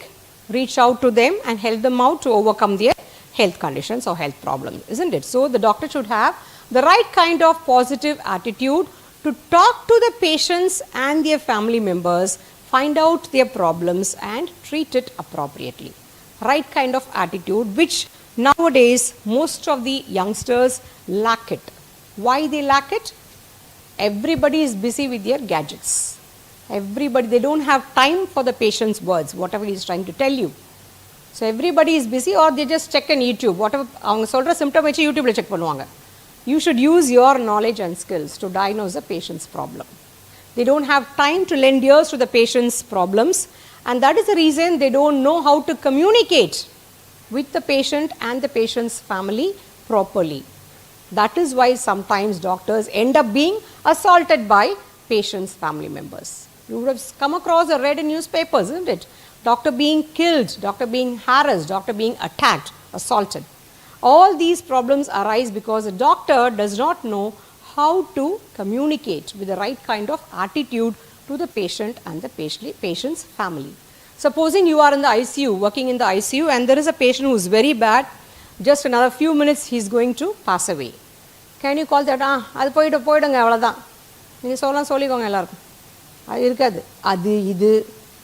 You have to call the family member, the spouse or the parent, depending on whoever is the closest relationship with the patient. Call them, make them sit down, give them something to drink, because you are going to break the bad news to them.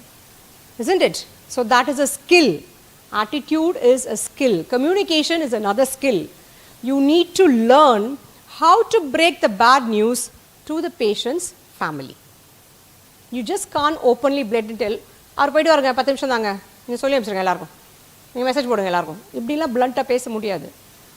Will we like if somebody talks to us like that, if something happens like that in our family? Will we like it? No, isn't it?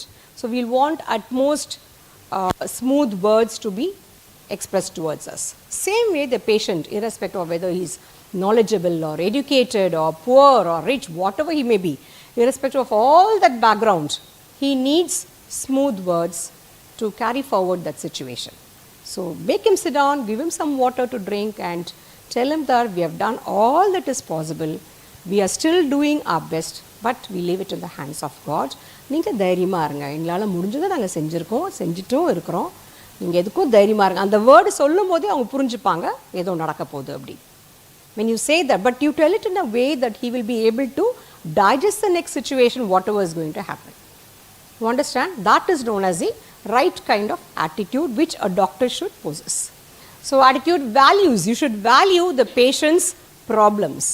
Irrespective of whether I told you whether he is educated or not, or a farmer or a highly qualified professional, or he is rich or poor, whatever it may be, every patient is the same person for us. He is a patient, that's all. He is a human being, like a body and like a soul, like any of us. So we have to treat him like a body and below us.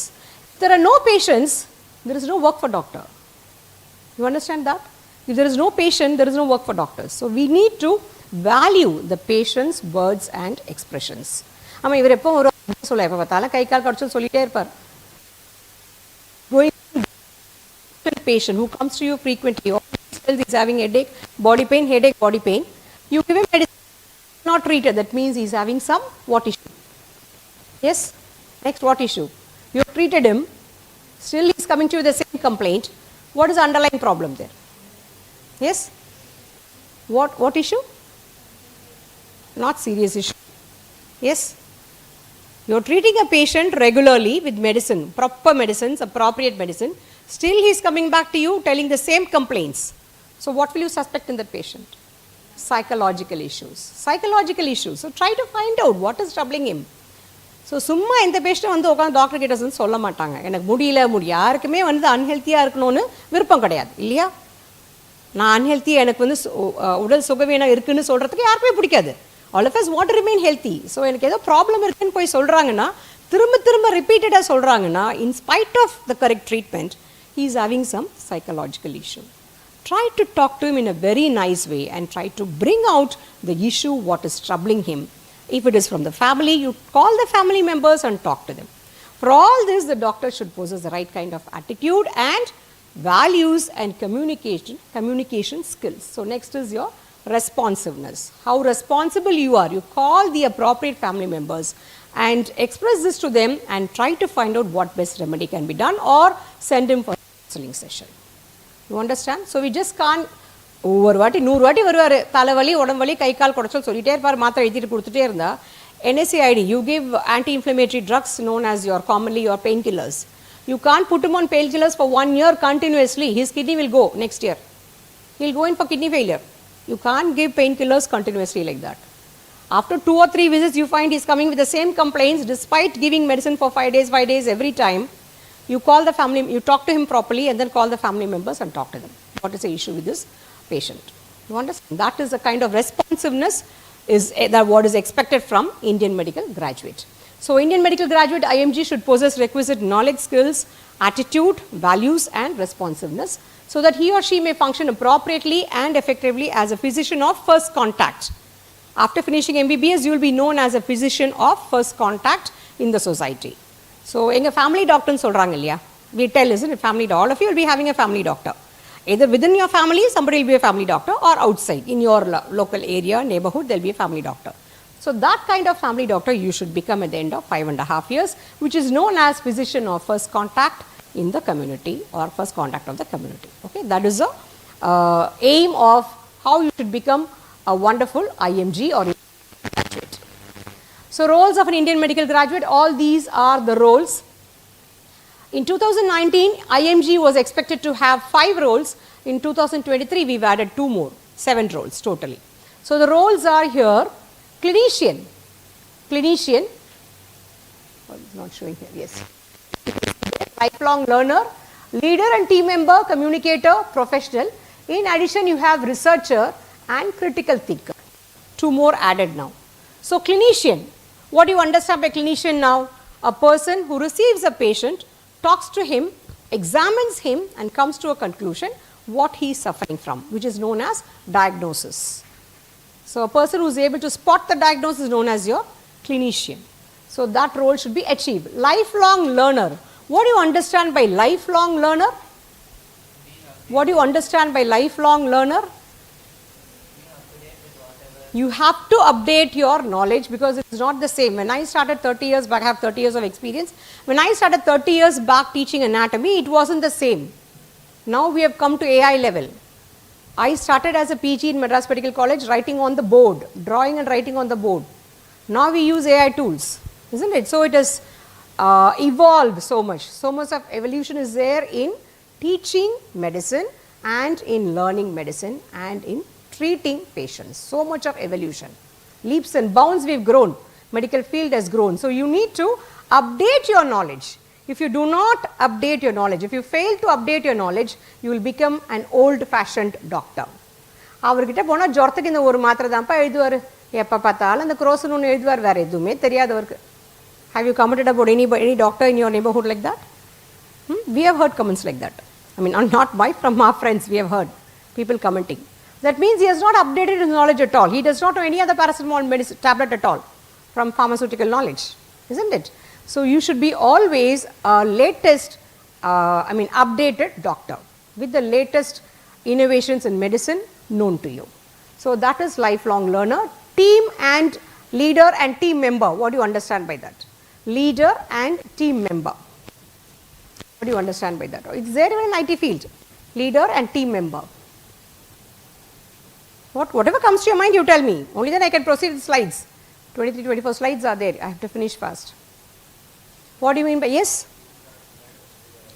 Yes, medical treatment is always the form of a team. It's a team. So, supposing a person goes to surgery or appendectomy surgery. So, there is a surgeon who has examined the patient, diagnosed as appendicitis and has posted the patient for surgery. Yes? When the patient goes to theatre for surgery, there is an anesthetist who is going to anesthetize the patient. There is a nurse to get the theatre ready. There will be a theatre technician who keeps all the devices checked, whether all devices work properly, power supply is there, everything is sterilized properly. And there is a surgical nurse who is ready to assist the surgeon. And there will be 1 or 2 assistant surgeons who are going to assist the main surgeon. You understand? And the backup team, the post-op team, should be ready to receive the patient once surgery is over. Whatever they have to maintain there, the post-op ward, the post-op ICU, they should be ready to receive the patient. This forms a team. A single surgeon cannot make wonders. It has to be in the form of a team.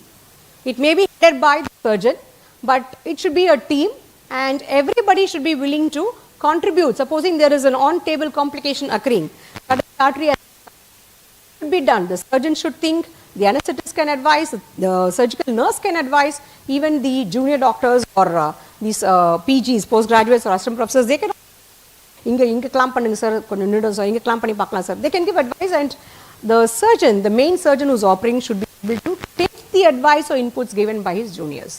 நான் தான் இப்போ main surgeon, நீ கவனிரு, இப்போ உள்ள theatre வெளில போட்டானே பார்த்துக்கிறேன், patient போயிடும் மேலே. யார் இன்புட்ஸ் கொடுத்தாலும் எடுத்துக்கிற மனப்பான்மை வேணும். அங்கே சீனியர் ஜூனியர்ன்ற ஈகோலாம் கிடையாது. அங்கே பேஷண்ட் லைஃப் தான் முக்கியம். Senior junior, sometimes the juniors have better knowledge than the seniors. Sometimes youngsters have better knowledge. You should have the attitude to take up the inputs given by your junior. Even by a theatre nurse. Theatre nurse is skillful than a real surgeon.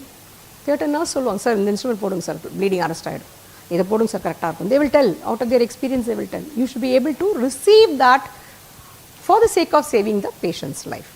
So that should be the spirit of a leader and a team member. So leader should be able to receive the inputs given by the team members, and as a team member, you should be boldly giving your inputs. Not in an arrogant way, in a very soft way, in a palatable way. ஏன்னா நம்ம பேசுறது senior கிட்ட பேசுகிறோம். இப்போ நான் ஜூனியராக இருந்தால், நீங்கள் சீனியராக இருந்தால், நான் சொல்கிறத சொல்கிற விதத்தில் சொல்லணும். சார் அதை விடுங்க சார், இது போடுங்க சார், இப்படி சொல்லக்கூடாது. Sir can we try this please sir, madam can we please try this and this also and see ma'am அப்படி. If you tell in such a way, anything in a palatable way, acceptable way, any senior will accept it. You understand what I am saying? So that is how you should behave as a leader and a team member. Followed by communicator, I have given you the examples how you talk to the patient and the patient's party or family. Professional, thorough professional. You should be a professional. You are in the medical profession. So what do you understand by being a professional? Not taking money, not taking bribe for anything. Whatever you need to charge, legally you can charge. And in the government sector, actually you are not supposed to take any money from the patients because government is paying you your salary. You are not supposed to take any extra money from the patient. It is free of cost treatment for the patients. In the private setup, you should take only what you are supposed to charge. Nothing, no under the table receiving any amount payment from the patients. So that is being a thorough professional, and if there is anything that has to be maintained as a secret from the patient's point of view, it has to be maintained as a secret. Supposing there is a patient coming to you and he has HIV positive, and there is another patient coming to you, and in some context you want to bring that topic and talk to this patient, both of them know each other. You don't know that they know each other, but they know each other. You can't tell the name of the patient and tell that blood test HIV positive. You can't disclose all this. Unless otherwise required, you can disclose to the family members, you can disclose to the spouse or parents. Wherever appropriately it has to be disclosed, you can disclose, but not to everyone. So because that's a very personal news, you cannot disclose it to anyone. So that is maintaining professionalism. That is maintaining professionalism. So two more recently added, 2023 added points will be, or qualities of an IMG will be, your critical thinker and researcher. So critical thinker is one who possesses knowledge, skills, attitude, values, responsiveness, makes a mixture of all these qualities or factors and uses it in the right way possible. So theory knowledge mattum onnu panna mudiyadhu. Theory knowledge illama hand skill mattum da onnume panna mudiyadhu. You need everything, a correct proportion of all these qualities. You understand? You should be having adequate theory, theory knowledge. You should have adequate hand skills. You should know how to mix both and try to diagnose in the patient. You should know how to talk to the patient, how to show your right attitude to the patient. You should know how to respect his feelings and his family's feelings. So all these, your knowledge, skills, attitude, values, responsiveness, all this put together will make you a good critical thinker. You understand what I am saying now? So then last becomes your researcher. Why do we say researcher? Why? Every doctor should be a researcher. What do you understand by that? Allopathic medicine. What is the age of allopathic medicine or English medicine? Anyone knows? Has any idea? English medicine. How old is it? What is the oldest medicine in the world? Oldest medicines. 2. Greek medicine and Ayurveda. Greek medicine and Ayurveda. Ayurveda was practiced in BC, before Christ. 200 BC, Sushruta used to conduct surgeries on the patient using chloroform. Chloroform was there back then. More than 2200 years ago, chloroform was available. I don't know how they make chloroform, but it was available. They used to do tooth extraction, nail extraction and suturing. All this was done in Ayurveda itself 2200 years ago.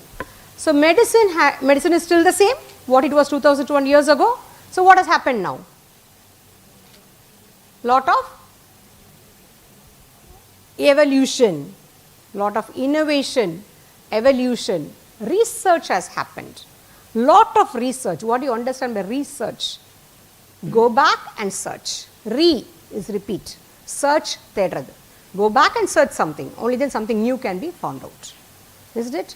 You go and search and get what you have lost, isn't it? Research is you go and find out a new thing now. So that is research, and all doctors should be good researchers also. Because only then you can you can contribute to the community and for the growth of medical profession. You should not just sit with the knowledge that you possess. You need to update your knowledge and do research as well. That's why those two factors have been added along with the qualities of Indian medical graduate, medical thinker and researcher. Any doubts so far? All these are very important points. Okay. So newer elements that have been added in competency based medical education from 2019 onwards will be foundation course. So everything is given there. The topics that we are going to handle in the next 6 days till next Thursday, all those topics are given there. So foundation course is going to highlight to you about the MBBS program, physician's role in society, sir has already highlighted. Alternate health systems like Ayush. What do you know by Ayush? What is Ayush? AYUSH, Ayurveda, Unani, YU, Siddha, Homeopathy. Ayush. Alternate health systems apart from allopathy. We belong to allopathy or English medicine. Ayush is running parallel to us, but they are known as alternate healthcare systems. Okay. Medical ethics, attitudes, professionalism, healthcare system, its delivery and visits to health centers. What do you understand by healthcare system? Anyone knows what is healthcare system? You have a village, every village will be having a primary health center where they can do wound dressing, suturing, normal delivery, Caesar, no, normal delivery, tubectomy, sterilization techniques can be done for male and female. Basic techniques can be done there, basic treatment. So a patient is coming to primary health center with a head injury. Should they treat there in the PHC itself? They should send to the next district headquarters hospital. So whatever is not possible by PHC, you would refer to district headquarters hospital. District headquarters hospital will not be having all these super specialty departments. So you send to the nearby metro city government hospital. So that is known as healthcare system, starting from tier 1, tier 2, tier 3. Tier 1 is PHC, primary health center. Tier 2 becomes your district headquarters hospital. Tier 3 will become your metro city hospital, Rajiv Gandhi hospital, KMCH, Omandurar, Chengalpet, Salem government hospital, Trichy, Coimbatore, all these are big corporation city hospitals. So where all the specialties will be there and all the treatment modalities will be available to the patient to save the life of a patient. That is the healthcare system. You should know where to refer. PHC, if you are working as a doctor in a PHC, you don't know what to do next. Send him to the nearest bigger hospital, district headquarters. You are working in the district headquarters hospital, you don't have the facilities for a nephrologist to come there and see your patient, send him to the next metro city hospital or corporation city hospital. Okay. So that is the healthcare system, followed by national health programs given by the central government of India, Health and Family Welfare Department, and policies like what are the vaccines to be taken for children, what are the vaccines to be, you know, the COVID vaccine we have all taken during 2020 during COVID times. All that is given by national health programs given by the Government of India, Department of Family and Health and Family Welfare.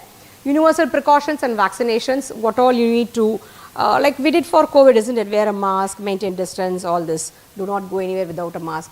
Patient safety and biohazard safety, how do you dispose all the patient material like blood and dressing and all that, how do you dispose all that without harming anybody?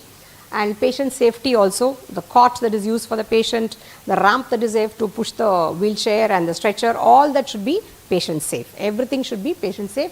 Patient safety should be borne in mind when you build the hospital as well as all your departments of hospital. Everywhere it should be patient safe. And the principles of primary care, what I told you, general and community based care at the primary health center, mental health and academic ambience is the facilities available in a teaching institution. Academic ambience is the facilities available in a teaching institution like our college. So all this will be studying in foundation course. Initially foundation course when they started in 2019, we used to run the course for 4 weeks. 4 weeks. 4 weeks almost it goes to 6 into 4, 24 days. 24 days into 8 hours. So many hours we used to run the foundation course, and later NMC thought it has become too much. இவ்வளோ பண்ண வேண்டாம், போர் அடிக்குது பசங்களுக்கு, தேவையில்லை. இன்றைக்கி ஒரு நாளுக்கு அப்புறம் உங்களுக்கு நல்லது போர் அடிக்கும் உங்களுக்கு. என்னடா இது சப்ஜெக்டே ஆரம்பிக்கல அப்படின்னு. பட் இப்போ கொஞ்சம் தூங்கிக்கலாம் நீங்கள். அதுக்கப்புறம் வரும்போதெல்லாம் நாங்கள் தட்டி தெளிய வச்சு அடிச்சிட்டே இருப்போம் நாங்கள். ஸோ அப்போ தூங்க முடியாது, இப்போ வேணா தூங்கிக்கோங்க. Okay. So foundation course to start with we had around 4 weeks course.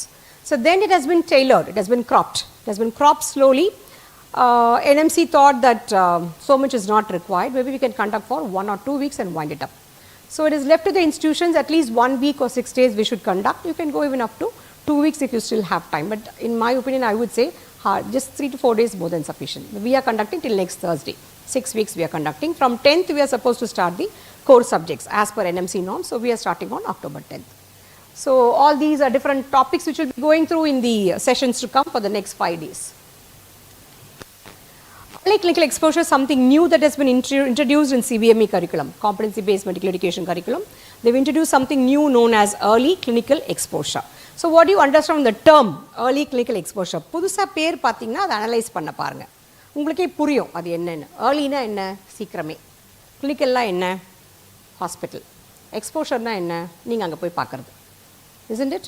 Usually when we were all MBBS students, we have never visited the hospital in the first year. Only when you pass the first year and go to second year, we were taken to the hospital. But for you, the condition is not like that. In early clinical exposure, we take you to the different departments in the hospital. We show you the patients in the different departments. We design the topic in such a way, like nerve injuries of upper limb அப்படினா அங்க போனா nerve injuries of upper limb இருக்கிற மாதிரி ஒரு patient வெச்சு the orthopedician will lecture to you showing the patient. On the patient they will show you the problems in the patient. Bony injuries, fractures, they will teach you in the patient in the hospital in first year itself. So the 3 departments will design their topics in such a way for early clinical exposure. We have around 10 hours each department, 9 hours each department for ECE, totally 27 hours we have. So 9 hours we will utilize for topics relatable to anatomy, they will do in physiology likewise and in biochemistry likewise. So we will take you mostly to surgery department, ortho department and OBG, obstetrics and gynecology department. So these departments we will take and show you patients with some clinical conditions, and those specialists will be teaching you. We will not be teaching you, they will be teaching you. So this is known as early clinical exposure, giving the student the earliest exposure in the hospital with patients. You are not going to go to second year and see the patient, you will be seeing now itself. Okay, so you will know the ambience of hospital, what are the departments available in the hospital, who is the chief of the hospital. Medical superintendent, our Madam Usha Devi Gopalan Madam spoke in the morning, isn't it? I mean, rules and regulations of institution, Madam spoke before Dean Madam. So that Madam is the medical superintendent, she is a medical superintendent and HOD of OBG, obstetrics and gynecology. So Madam will be the chief of the hospital. College is headed by Dean Madam. Next to Dean comes myself, Vice Principal. On the whole, overall will be Medical Director Dr. Sukumaran Annamalai. Okay, so that's how the hierarchy runs here. Okay, so understand the socio-cultural context of disease to the study of humanities. What do you understand by this? Every group of community, if you go to a village, you have not much educated people there. So they have their own beliefs, isn't it? They have their own beliefs. For some disease, they will burn the arm. சுடுவாங்க ஜாண்டிஸ்க்கு இங்கே ஏதோ மூலிகை வச்சு சுடுவாங்க கையில். They have their own beliefs.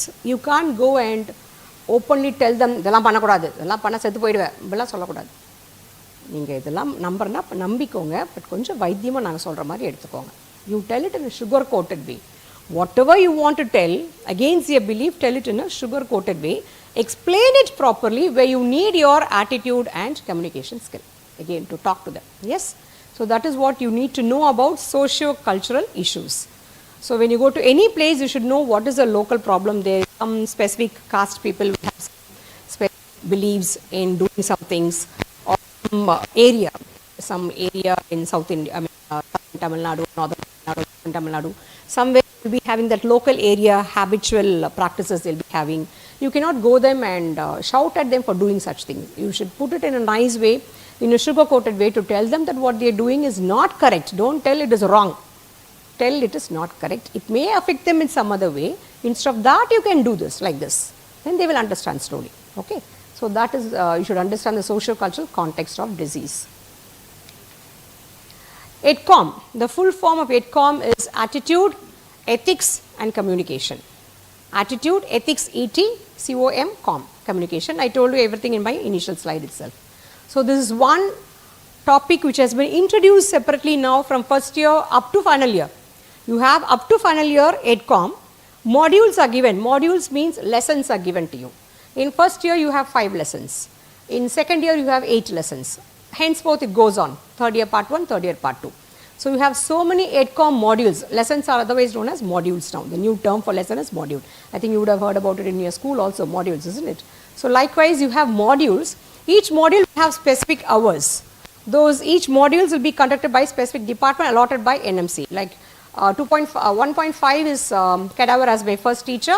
Cadaver is, you know what is cadaver? Cadaver is a preserved dead human body. So that topic can be handled only by anatomy. We only handle that 2.5 module. In addition to that, we have 2.4 module, which is foundations of communication.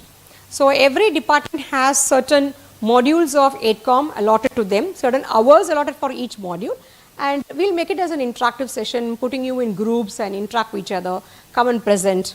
So like that, it will be a very nice sessions, no boring lectures and all that. Okay. So ADCOM was not taught when I was a student. It was not taught. Attitude, ethics, communication was not taught. We saw our teachers, we saw or observed our seniors and we learnt all this. But now, solli kudukra mari aichu ipo. Why? Because doctors are being assaulted. They do not know how to behave in the community. When a patient is coming bleeding, when a patient is coming crying in pain, when a patient is almost about to die, you come and, podunga stretcher la podunga na paakren. You keep notifying your mobile. What will be the feeling of the patient who has come and the patient's family members? Imagine, this was not taught to us in our days because we observed our seniors and our professors and we learnt the right way. Nowadays, we are forced to teach. We are forced to teach to avoid assault being done on doctors by public. You understand now? That is why this has been introduced as a new concept under CBME curriculum. You should know when to use your gadgets, when not to use. Okay? So, we call it as judicious use of gadgets, judicious use of electronic gadgets. So, that comes under 8Com. You have modules like this going up to final year part 2. Self-directed learning, you are a mature learner or adult learner. Most of you will be 18 plus, even 17 plus, about to complete 18 mostly in another year or so, isn't it? So, you are an adult learner. You need not be spoon fed by us. We need not spoon feed you everything, although anatomy we do spoon feeding to get the maximum marks in the exam. So, but you should develop the capability of self-directed learning. So, what do you understand by that self-directed learning? Learning on your own. If we give you the hints, you should be able to learn the topics on your own. Certain selected topics will give it to you like that. You will go home and study it, or you sit in groups here and discuss among yourselves. One of you will be asked to come and present the topic the next day. We will give you the, according to MJ University pattern, we will give you the topic. You will be asked to sit, if there is time given in the college itself, we will ask you to sit in groups and prepare. Read it, discuss with each other and try to understand, figure it out. Next day you will be asked to present it. Or you go home, read on your own, come back and present. That is known as self-directed learning. Okay? So, independently you will be learning. Then collaboratively you will be doing it collectively together as a group. Then all of you will be mastering the topic given to you. Single person can come and present it. That is what we mean by all these steps here.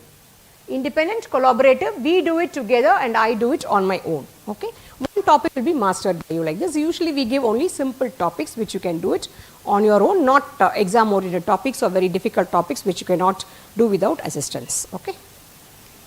All these are newer concepts, which means your 8Com, foundation course, SDL, all these are newer concepts which were not there prior to 2019. 2018 batch varaiku idella kedaiyadu. 19 batch in the CBME has come and you are the 7th batch now. So, learner centric, what do you understand by learner centric? Learner centric, who is the learner here? You are the learner, isn't it? Learner centric means what? What do you mean by learner centric? Learner centric.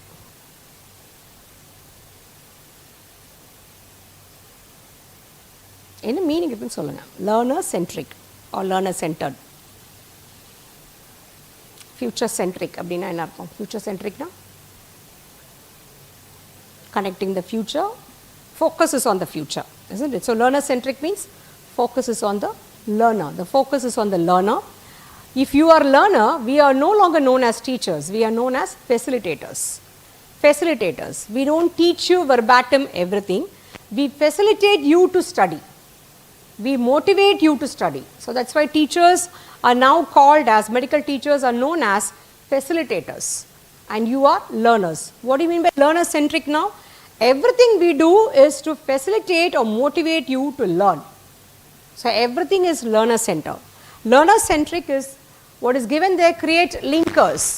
What do you mean by create linkers? Linker is a clinical case scenario, a patient scenario. A patient was admitted in the hospital with a history of blood vomiting for the last 2-3 days.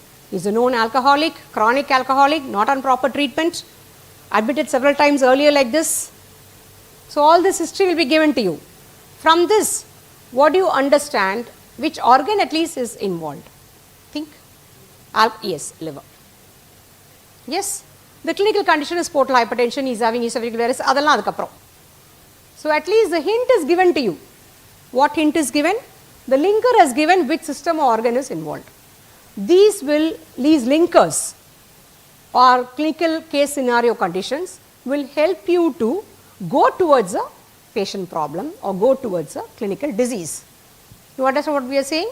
So, whenever we start with a topic, all our PPTs will have first a clinical case scenario. So, if I am going to talk to you about shoulder joint in upper limb, if I am going to talk to you about shoulder joint, I will give you a case scenario. A lady came to the orthopedician, lady 60 years old, that she could not lift her arm above her head to wear her clothes or to comb her hair. That means which joint is involved? Shoulder joint. We will not be revealing shoulder joint there. இருக்கிற ப்ராப்ளத்தை சொல்லுவோம், நீங்கள் கண்டுபிடிக்கணும் என்னன்னு. The clue is there, isn't it? கை தூக்க முடியல ஷோல்டருக்கு மேலே, தலை சீவ முடியல, ட்ரெஸ்ஸு போட முடியல, வயசானவங்க. So joint would have gone in for capsule lesion, capsular injury or capsule lesion or frozen shoulder. There are many conditions there that we will discuss in the class. But initial, what to say, we will be kindling your curiosity. Oh, இது என்னவா இருக்கும் அப்படின்னு யோசிக்க ஆரம்பிப்பீங்கல்ல, அந்த யோசிக்க வைக்கிறோம்ல, those are known as linkers. It is linking your thought process with the clinical condition or disease. So that is what we call as a linker session or a linker case. Linker case is a case scenario. Case scenario ஒரு patient உடைய history, அவங்க எப்படி வந்து admit ஆனாங்க, என்ன ப்ராப்ளத்துக்கு admit ஆனாங்க, என்ன investigate பண்ணாங்க, எக்ஸ்ரே என்ன சொல்லுச்சு, சிடி என்ன சொல்லுச்சு, இப்போ நீங்கள் சொல்லுங்கள் அது என்னவா இருக்கும். எல்லாம் கொடுத்துருவாங்க உங்கள் கையில், சாப்பிட மாட்டோம் நீங்கள் செய்யணும். That's all. It becomes easy, isn't it, to find out. All the clues are given to you. You just need to find out. A patient came to the hospital with blood vomiting, severe epigastric pain, burning sensation. He is with the habit of eating very spicy food always. Urga 3 times a day he will eat. Oily food every day 3 times a day, 4 times a day he will eat. So he is having even blood vomiting. Now what will you think of which organ? Yes? Stomach, gastritis, severe gastritis, erosive gastritis, bleeding gastritis. This is how you need to link. Those are known as linkers. This will be used by all departments in their classes. So all these were not there earlier. Now all our classes will be starting first with the clinical case scenario known as a linker case. Okay. Next slide பண்ணுங்க. ரொம்ப நேரமாக சைலண்டாக இருந்துச்சு. இல்லை வேணாம் நான் படிக்கிறேன்.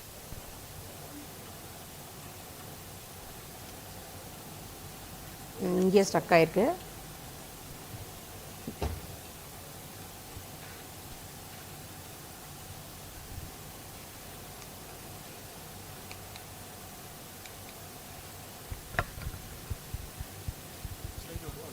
இது எஸ்கேப் ஆகல பாருங்க. நெக்ஸ்ட் ஸ்லைட் வரல.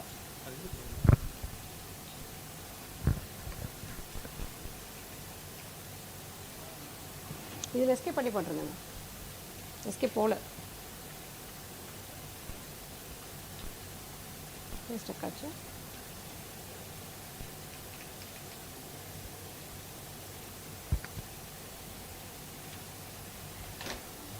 So far what are the newer concepts we have seen from 2019 onwards in CBME? Can you just tell me each concept, one of you, whatever you remember now from whatever I have done so far? First one, what we are doing now, next 6 days, foundation course, followed by whatever comes to your mind you tell. We have finished 4 or 5 slides, no? 4 or 5 concepts I have done. Early clinical exposure, yes. Then what happened? Solunga, whatever we did. AIDCOM, yes. Foundation course, early clinical exposure, AIDCOM. What panda? Natural, yes, okay. Self-directed learning, learner-centric. So learning in primary and secondary centers is a PHC. Primary health center I told you in a village setup.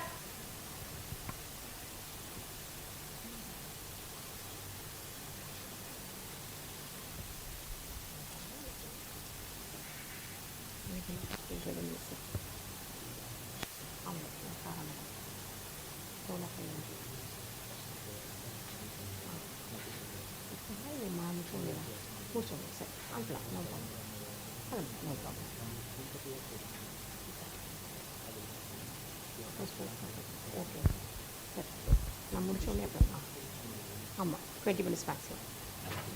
Okay அதுக்கப்புறம் அடுத்த session. Okay சரி okay sure. So primary health center, secondary health centers are the next higher centers like a district headquarters hospital. If something is not available, not possible in the PHC level, next you go to the headquarters level. Okay. So you should know what is available in PHC, what is not available, and where will you refer the patient next to. You should not send a government hospital patient to a private setup. How many of you know that? How many of you know that? A government hospital patient should not be referred to a private hospital. Why? Why? Yes? Financial status.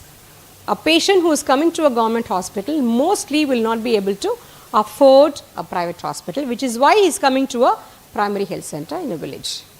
If you want to refer him, you should know next which government setup you will refer to, district headquarters hospital.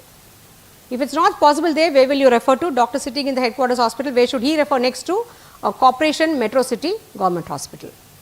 Like I told you, Salem Hospital, in Chennai we have many, KMC, Stanley, Omandura, Rajiv Gandhi, and close by you have Chengalpet Medical College Hospital. All teaching institution hospitals are corporation, city, metro hospitals. Okay. So this you should know what is available, what is not available, where you should refer next. Learning doctor method of learning. So what do you understand by learning doctor, learner doctor method of learning? Who is the learner here? You are the learner. Student is the learner. Who is the doctor there? The doctor who is sitting in the hospital. So the doctor teaches you with the patient. See, talk to this patient, find out the history, eliciting history. What is eliciting history? Talking to the patient, trying to find out in his own words what he is telling. Nala Joram sir. Romba kaachal adhigama. I am telling you in patient's words. Nala Joram kaachal adhigama irukku sir. 101 kuda podu sir. Kuluru varudhu night ana kuluru varudhu sir. Mook kolugudhu sir. Thonda valikku sir. Irumal irukku sir. All this what he is telling is symptoms. What you are doing is known as eliciting history. History is what you are trying to get from the patient's mouth about his problem. What you examine and find patient is known as sign. Symptom is what he tells you, sign is what you find out. There is a subtle difference between symptom and sign, but symptoms will always give a clue to you which system of the body is affected in the patient. He will clearly tell symptoms. If he is a patient who can talk really properly, he will. Nowadays patients are very well informed. படிக்கலனா கூட அவங்க சிம்டம்ஸை கரெக்டாக சொல்லுவாங்க. From that it becomes your job becomes easy to identify the system that is involved. You just examine the patient, try to find out some important signs which will give you a clue to your diagnosis, or send him for some important investigation, necessary important investigation. Unnecessary test பண்ணக்கூடாது, unnecessary investigations பண்ணக்கூடாது. You should not incur more expenditure on the patient. தேவையில்லாமல் டெஸ்ட்டுக்கு காசெல்லாம் செலவு பண்ண வைக்கக்கூடாது பேஷண்ட்டை. What you can do with your own clinical knowledge, you should try to diagnose. With very minimum amount of investigations or tests, try to diagnose correctly and start your treatment at the earliest possible. You understand? So learning, seeing this, a doctor do this and learning is known as learner-doctor method of learning, which you will be undergoing in second year. Once you finish your first year and go to second year, actually in early clinical exposure itself you will be observing this. But on a longer duration, like 6 weeks posting, 4 weeks posting will be giving you in second year. Now what your seniors are going to get now once they join next week. They will be having this learner-doctor method of learning for clinical postings. They will go to the clinical department, each department 6 weeks, 4 weeks. NMC has given us the number of weeks, each department how many weeks they should go.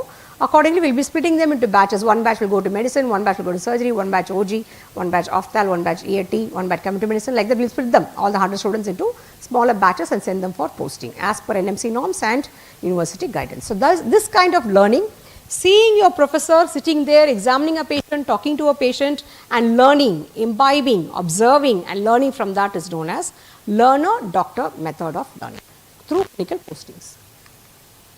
So, skill acquisition. So, what do you know by skill acquisition? What is skill now? Why do we need skill? We discussed just at the beginning of today's session. Is it? What is skill? Why do you need to possess skill? Skill na thiran or thiramai. Edukku veno skill? To do procedures, even giving an IM injection, intramuscular injection, intravenous injection, to draw blood for test, venous blood for testing, biochemical testing or any testing. You have to draw blood from the median cubital vein in the cubital fossa. You have to give injection. For asthmatics, you will be giving injection. You will be giving injection into the muscle, you will be giving injection under the skin, subcutaneous, intradermal, subcutaneous, intramuscular, intravenous injection, draw blood. giving lumbar puncture, removing cerebrospinal fluid, giving anesthesia, doing surgery, suturing, dressing, all these are just a few I am highlighting, there are much more, endless, limitless procedures. For all this you need skill in your hand and knowledge in your mind, isn't it? Yes. Earlier days we used to learn everything on the patient. The first suturing I have done in my second year on the patient in the accident block, in the emergency and accident block, trauma block. When the patient falls, sustains injury and comes, we have sutured on the patient directly. We have learned, some senior or some house officer or some sir or madam will be there who will teach us. When nobody is there, even the nurse will teach us how to suture. Nurses are very good at suturing and dressing. Even they will teach us how to take the bite with the needle, how to anesthetize first to give local injection, மரத்து போகிறதுக்கு local injection கொடுத்துட்டு ஒவ்வொரு needle prickum bite எப்படி எடுக்கணும், லாஸ்ட்டாக எப்படி முடிச்சு போடணும், dressing clean பண்ணி எப்படி dressing போடணும், all that they will teach us on patient directly. Nowadays, you may do it right, you may do it wrong, isn't it? When you learn, கரெக்டாக பண்ணணும்னு சொல்ல முடியாதுல்ல. ஃபஸ்ட் டைம் சமைக்கும் போதே சூப்பராக சமைச்சிருவோமா? ஃபஸ்ட் டைம் சாம்பார் வைக்கும் போதே தண்ணி சுடு தண்ணி வைக்க கூட தெரியாது நிறைய பேருக்கு இந்த காலத்தில். ஸோ ஃபஸ்ட் டைம் சமைக்கும் போதே நல்லா வராது. That same dish if you keep preparing third fourth time you become more and more perfect, isn't it? You become more precise, more perfect in your skill. Likewise here also we cannot learn on a patient. Nowadays it is not allowed to learn on a patient, so we take the help of mannequins.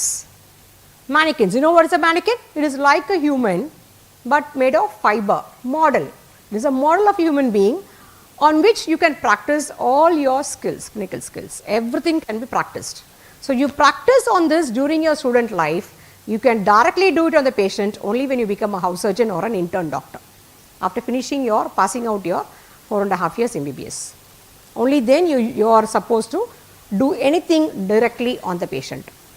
Once you are qualified and have the degree in your hand. Before such time, till such time, you cannot touch the patient for any procedure. You can only observe. You can try it on the mannequin. The more number of times you do on the mannequin, you become more perfect. You go close to perfection, you become more precise. நீங்கள் first இன்டர்மாஸ்குலர் injection கொடுக்கும்போது இந்த பொம்மையில் practice பண்ணிகிட்டே இருந்தீங்கன்னா it will be very easy for you in internship. முதல்ல ஐயுமே சூப்பராக கொடுப்பீங்க, பெயினே இருக்காது. ப்ராப்பராக there are procedures for every skill has got its own procedure. அந்த ப்ரொசீஜர் படி they will teach you in each department. So when you learn that according all that is A for exam also. Everything is A for exam. So உங்களுக்காக வேணுமோ வேணாமோ எக்ஸாமுக்காக படிச்சு தான் ஆகணும். So when you study for the sake of exam you become more perfect. So when you do it on the patient during internship you will do it without any problem to the patient, creating unnecessary pain or complication in the patient. IM injectionலாம் ஒழுங்காக போடலன்னா கை தூக்க வராமே போயிடும், கை கால் தூக்க வராமல் போயிடலாம். பட்டக்கில் கொடுக்குற injection சரியாக போடலன்னா நர்வ் இன்ஜுரி ஆச்சுன்னா கீழே பிலோ த தை ஒன்றுமே வேலை செய்யாது. He can't even lift his foot, he cannot walk, he'll become a crippled patient. All that can happen if you don't know properly. It has happened, that's why nowadays they have made this compulsory to learn on mannequins and then try it on the patient only during internship, not prior to that. You understand? So that is known as skill acquisition. You are acquiring skills for clinical procedures. Electives is something which has been, which is very novel, introduced now under CBME. Electives, you have, meaning of elective you know, isn't it? Elective na enna artham? You can choose. You can choose na artham. Elective means something is given to you, many are given, multiple are given, out of which you can choose. So many topics are given to you, out of which you will have to choose two. Each topic or each speciality, you will be going for a 2-week posting. This will be at the end of phase 3 part 1. Finish your first year in 1 year, 12 months. Finish the second year, another 12 months. Then third year will be again another 12 months. At the end of the third year, part 1. You know the number of years now? First year is 1 year, second year is 1 year, third year is 1 year. Third year part 1 is 1 year. Third year part 2 is your proper final year, which is 1.5 years.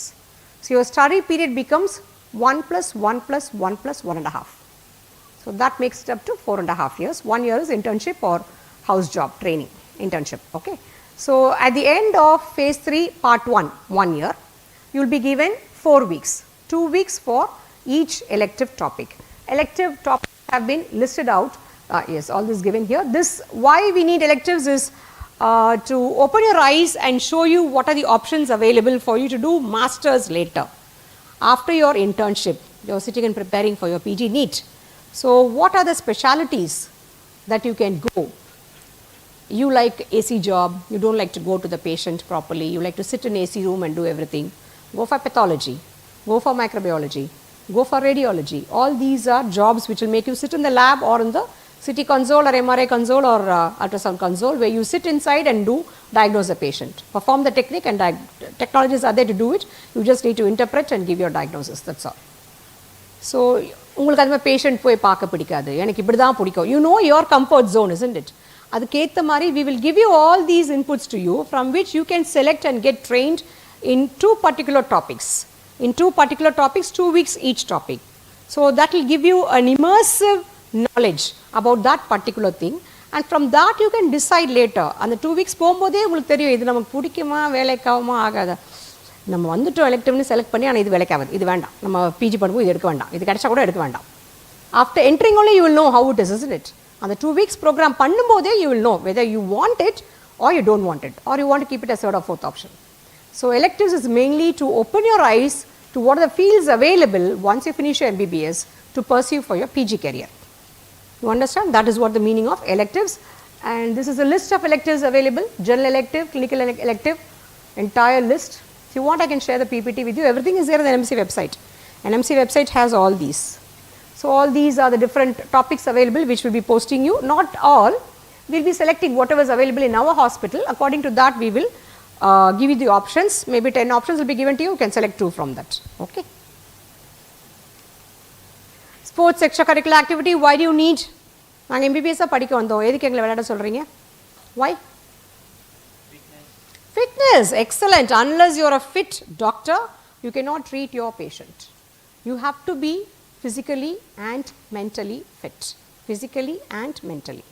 We find many medical students going for psychological counseling, psychiatric treatment. Why? They go into depression. They don't know how this profession or career is demanding. Like what madam told, you can't go home frequently. The moment you go home for 2 days holiday and come back, you will have a test. So you go home, carry your books and go. You study and come back. So might as well, instead of going home, you be here and study. That's what madam told. You have to be little detached from family. Once you go for a job, after finishing house surgency, you never know whether you will be always in your family. You may get a job somewhere in an excellent hospital outside your city or town. You will have to go there for work. You have to miss your family. Night, you may, if you are in a clinical, very hectic clinical subject you are, department you are, like OG, surgery, pediatrics, you will be called for night calls. You will be called as a junior doctor for night calls to attend patient. You have to leave the family and run. You can't say, no, I don't like that. This is demanding. This profession is highly demanding. All of you should have realized that already.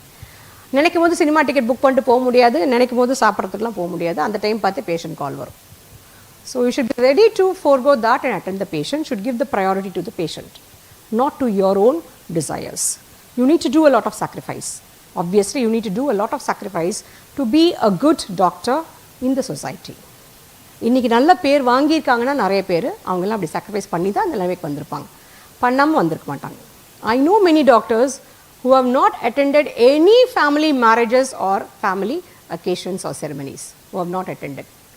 ஹாஸ்பிட்டலே கதின்னு இருப்பாங்க. They have family, they have spouse, they have children, அப்பா அம்மா தாத்தா பாட்டி எல்லாமே இருக்கும். Death கூட போய் தலை காமிச்சு வந்துடுவாங்க. அந்த அளவுக்கு they'll be busy. They will not be able to attend. But family members will understand. So I'm not saying அவ்வளோ பேடாக இருக்கணும் அவசியம் இல்லை. பட் சும்மா சின்ன சின்ன நிறைய ஸ்டூடெண்ட்ஸ் இருக்காம, மேடம் பியூபர்ட்டி ஃபங்க்ஷனுக்கு போகணும், என் கசனுக்கு காது குத்து ஃபங்க்ஷனுக்கு போகணும், மாமா பொண்ணுக்கு மொட்டை அடிக்கிறதுக்கு போகணும், ஊரில் திருவிழாவுக்கு போகணும். அது முக்கியமாக படிப்பு முக்கியமாப்பா? யோசிச்சுக்கோங்க. இந்த படிப்பு அதெல்லாம் சாக்ரிஃபைஸ் பண்ணி வந்துச்சா இல்லை ஒன்றுமே சாக்ரிஃபைஸ் பண்ண வந்துச்சா? நீட் ஸ்கோர் எப்படி வாங்கினீங்க? கஷ்டப்பட்டு தானே படிச்சிங்க எல்லாரும். அப்போ காது குத்து மொட்டடிக்கெலாம் போகல யாரும். இப்போ அச்சீவ் பண்ணி உள்ளே வந்தாச்சு, காலை வச்சாச்சு மெடிக்கல் காலேஜில். Here after you have to sacrifice little more to become and highly acclaimed accomplished doctor. Why we are saying all this? You have to give your heart and soul for this profession to become a wonderful clinician in future. Somewhere you need to compromise. எனக்கு அதுவும் வேணும் இதுவும் வேணும்னா முடியாது. ஏதோ ஒரு இடத்துல you have to strike a balance, isn't it? Yes or no? எது ரொம்ப தேவையோ அதுக்கு போங்க. எல்லா ஃபங்க்ஷனுக்கும் வீட்டில் கூப்பிட்றாங்கன்னா வீட்டில் அவங்க கூப்பிடுவாங்க, அப்பா அம்மா கூப்பிடுவாங்க, தாத்தா பாட்டி மாமா மாமி எல்லாம் கூப்பிடுவாங்க. எல்லாத்துக்கும் ஓடிட்டு இருக்க முடியாது. நம்ம இங்கே you missing attendance, important test வரும், யூ மிஸ்ஸிங் ஆப்சென்ட், அதை யூனிவர்சிட்டி 0ன்னு போடுவோம், அப்படியே ஆவரேஜ் எடுத்து வாங்கிடும். யூ ஆர் டேக்கிங் 4 டெஸ்ட், ஒரு டெஸ்ட் absent 0. Average எடுத்தா என்ன ஆகும்? You'll go down, isn't it, miserably? இல்லையா? So don't allow all that to happen. So that's why we are saying you should have more mental health and physical health, for which you need to indulge in sports and extracurricular activity, whatever you know, painting, drawing, singing, rangoli, உங்களுக்கு என்னெல்லாம் வருமோ, dancing, அப்பப்போ இது எல்லாமே பண்ணுங்க. Sports especially, games you can play every day. We have wonderful ground also. You can play every day for half an hour, 1 hour, rejuvenate and then go for your studies. Okay? So டல்லாக அப்படியே ரூம்குள்ளேயே உட்காந்து மொபைலையே பார்த்துட்டு ஐபேடே பார்த்துட்டு இருக்காதீங்க. ஒன்று கழுத்து கூன் ஆகிடும் இப்படி, இன்னொன்று கண்ணு போயிடும். If your screen time is more than 1 or 2 hours in a day, then definitely you will have visual problems very soon and even psychological problems very soon. அந்த ஃப்ளாஷ் லைட் நம்ம கண்ணில் படவே கூடாது. that's why சின்ன குழந்தைங்களாம் phone கொடுக்காதீங்கன்னு சொல்லுவாங்க எல்லாருமே இல்லையா? even for you also same case. Okay, so this is your time distribution. This your senior batch, your batch, they have not yet shared from NMC so far, but still you can see here you start October, today is what, 3rd we have started. Next year by end of August 2026, end of August will be starting theory exam. By end of September 30th the results were announced for your senior batch just 2 days back. September 30th they announced. So for you also, exam, theory exam, university exam will be starting in the last week of August. September 30th the results will be announced, and October 1st week you will be going to the second year, like how they are going to go to second year next week now. Similarly, for your batch, it has not yet been shared by NMC, so I am showing the previous batch, your senior batch. Okay. So 1 year, you can see the academic calendar here. 1 year, 12 months. The 12th month will be exam. You are joining in October. Next year, September will be your 12th month. Yes, you will finish your exam. The results will be announced. 13th month, you will start your next year, phase 2. Adulandi, you know, 12th month exam. 13th month, you will be going into phase 3, part 1. Then Adulandi 12th month exam. 13th month you will be stepping into phase 3 part 2, which is for another 18 months.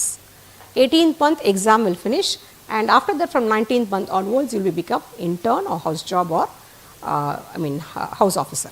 Okay, so that is how your schedule will go from today onwards up to your internship completion.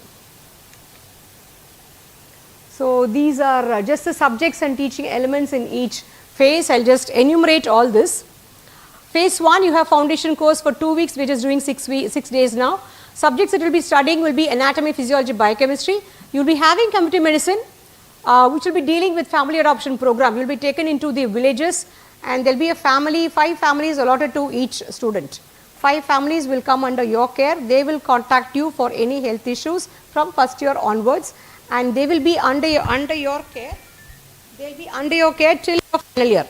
The same family will be with you. Any health issues, they will contact you. You will guide them where to come to our hospital, which department you should see, which doctor you should see. That is known as family adoption program. You are adopting the family. Every medical student is made to adopt a family, not one family, 5 families. Each student, 5 families will be allotted. Okay, all their health issues, they will be contacting you. So that will be conducted rolled out by the Department of Community Medicine from first year up to phase 3 part 1 till you finish your community medicine exam. In final, you don't have FAP. Early clinical exposure, and then 8Com, and including humanities. Yes, all this will be covered in phase 1, first year. Phase 2, you have pathology, microbiology, pharmacology, forensic medicine and toxicology. You will be introduced to clinical subjects. You will be having clinical postings. Learner doctor method of learning will be done in phase 2. Family visits for community medicine FAP program, family adoption program, and 8Com in phase 2. Phase 3 part 1, you have exam subjects, community medicine, forensic, ENT, opthal. Otorhinolaryngology is ENT, ophthalmology. You will also have clinical site postings. Learner doctor method of learning will be there in phase 3 part 1 also, and you will have 8Com also here. You have electives also here for 15 days each, 2 electives I told you at the end of phase 3 part 1. So all these are 12 months you can see. Phase 3 part 2 is for 18 months or 1.5 years. The subjects that you have here will be general medicine, dermatology, psychiatry, pediatrics, general surgery, orthopedics, radiodiagnosis, anesthesiology, OBG. You will be having clinical postings for all these subjects, and 8Com for phase 3 part 2. So all these are subjects that you will be studying in each phase of MBBS. So here you will not have community medicine exam. Here you don't have community medicine exam and forensic exam, but classes will be there. You understand? So first year endla exam எழுத போறது anat physio biochem. Second year endla Path Micro, Pharmac. Though other subjects will be taught, but exam will not be there. Phase 3, Part 1, you have community medicine, forensic, ENT, ophthalm. Other clinical subjects will be taught, but no exam. Finally, you have general medicine, general surgery, orthopedics, OG, pediatrics. Sorry. So this just to show you the hour distribution, not necessary for you. Distribution of subjects and hours exactly.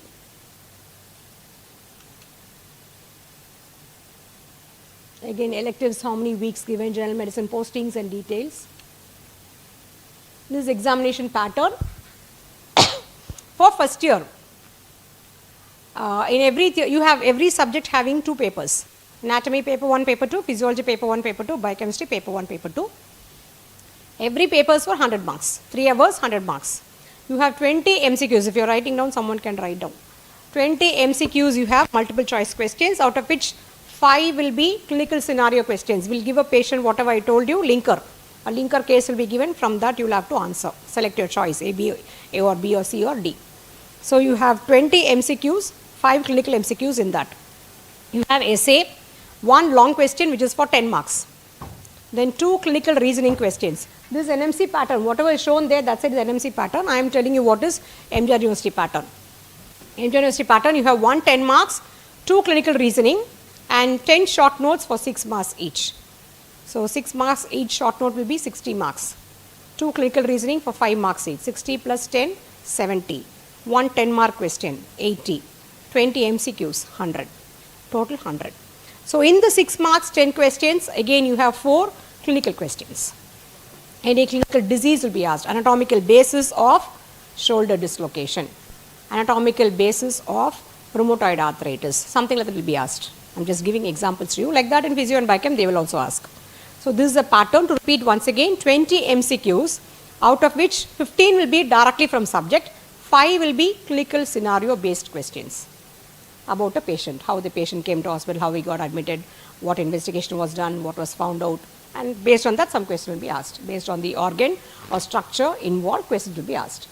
Then you have 1 10 mark clinical reasoning question, 5 marks each, 10 short notes, 6 marks each, out of which 4 will be again clinical theory paper.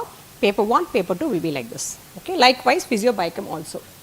So marks will be 100. All the papers marks will be 100. It has been shown there in the list. Marks will be 100. That's all. Any doubts? Once we form the group with the students, I'll be sharing this PPT with you. So anytime as a ready reckoner, you can refer to the PPT and find out whatever doubt is there. You can clarify and always approach me for any doubts. Was it clear my session? Day 1, my made an attempt with your batch. Of course, you can ask about all the faculty to your seniors once they come and join next week. And regarding ragging especially, how many of you are in hostel? Raise your hand. Okay. This is a ragging free campus, don't worry. Everything will be taken care of, and your seniors are very nice students they are, nice children they are. They will help you in the best way possible. We've already sensitized them to be very friendly with you and help you to the maximum, help in the right way, not to draw their record, to write their logbook and all. So help you in the right way possible, and you also have a healthy relationship with your seniors. Whatever they ask your name, அது ராகிங்னு சொல்லக்கூடாது. எடுத்துக்கலாம் ragging, நான் பேர் கேட்டாங்க எடுத்துக்கலாம், அப்படி சொல்லக்கூடாது actually. But அது சின்ன சின்ன விஷயம்லாம் கொஞ்சம் பெருந்தன்மையாக எடுத்துக்கோங்க. பேர் தானே கேட்குறாங்க, சொல்லிட்டு போங்களேன். இப்போ உங்கள் ஊர் ஒரு ஊர், அதை வச்சு அதை கெட்டல் பண்ணுவாங்க. சேலமா, அது தத்தி ஊர், அங்கே எதுவுமே இல்லை, இப்படி தான் சொல்லுவாங்க. அதை ராகிங்காக எடுத்துக்காதீங்க. Just make fun of you. நம்ம ஸ்கூலில் சொல்ல மாட்டாங்களா அப்படி நம்ம ஃபேமிலிக்குள்ளே கசின்ஸ் யாரும் சொல்ல மாட்டாங்களா? சொல்லுவாங்களே, ஏதாவது டீஸ் பண்ணுவாங்களே. ஸோ ரொம்ப சின்ன விஷயத்தெல்லாம் பெருசு பண்ண வேணாம்னு சொல்கிறேன். If it is something really which you can't tolerate, you have to report to the administrators, to faculty, to your mentor. There will be a mentor-mentee allotted to you. So you have to inform your mentor. But small things which you can take it in a humorous way, in a hilarious way, அதை வந்து நீங்கள் தமாஷா எடுத்துக்கோங்க. ரொம்ப சின்ன விஷயத்தெல்லாம் பெருசு பண்ணி ஊத வேண்டாம். So I want all of you to have a healthy relationship with your seniors, because tomorrow when you all practice, you will be working with him or her. He will be working with you. You have to work as a team. You understand what I am saying? You need to work as a team, for which you need to have good rapport with each other. இங்கே பிடிச்ச சண்டை அங்கே வரைக்கும் போச்சுன்னா கடைசியில் பேஷண்ட்டில் reflect ஆகும், patient ட்ரீட்மெண்ட்டில் reflect ஆகும். You understand what I am saying? You need to have cordial relationship, healthy relationship with all your seniors and with your juniors next year. That's what I'm trying to insist here now. Don't crib about small things that are happening. If it is really bothering you, please come and talk to us. We are there 24/7 to help you out at all times. You understand that? That support we are there to give you, all faculties for that matter, not only me, all faculties, administrators, Dean Ma'am, MD Sir, MS Madam, management, all admin staff are there ready to help you at all times. Any doubts from this session? No. Okay, we'll close then. Thank you so much for your cooperation and patient listening. Parents are waiting. 10 minutes break. They can't. Okay. They are willing to stay.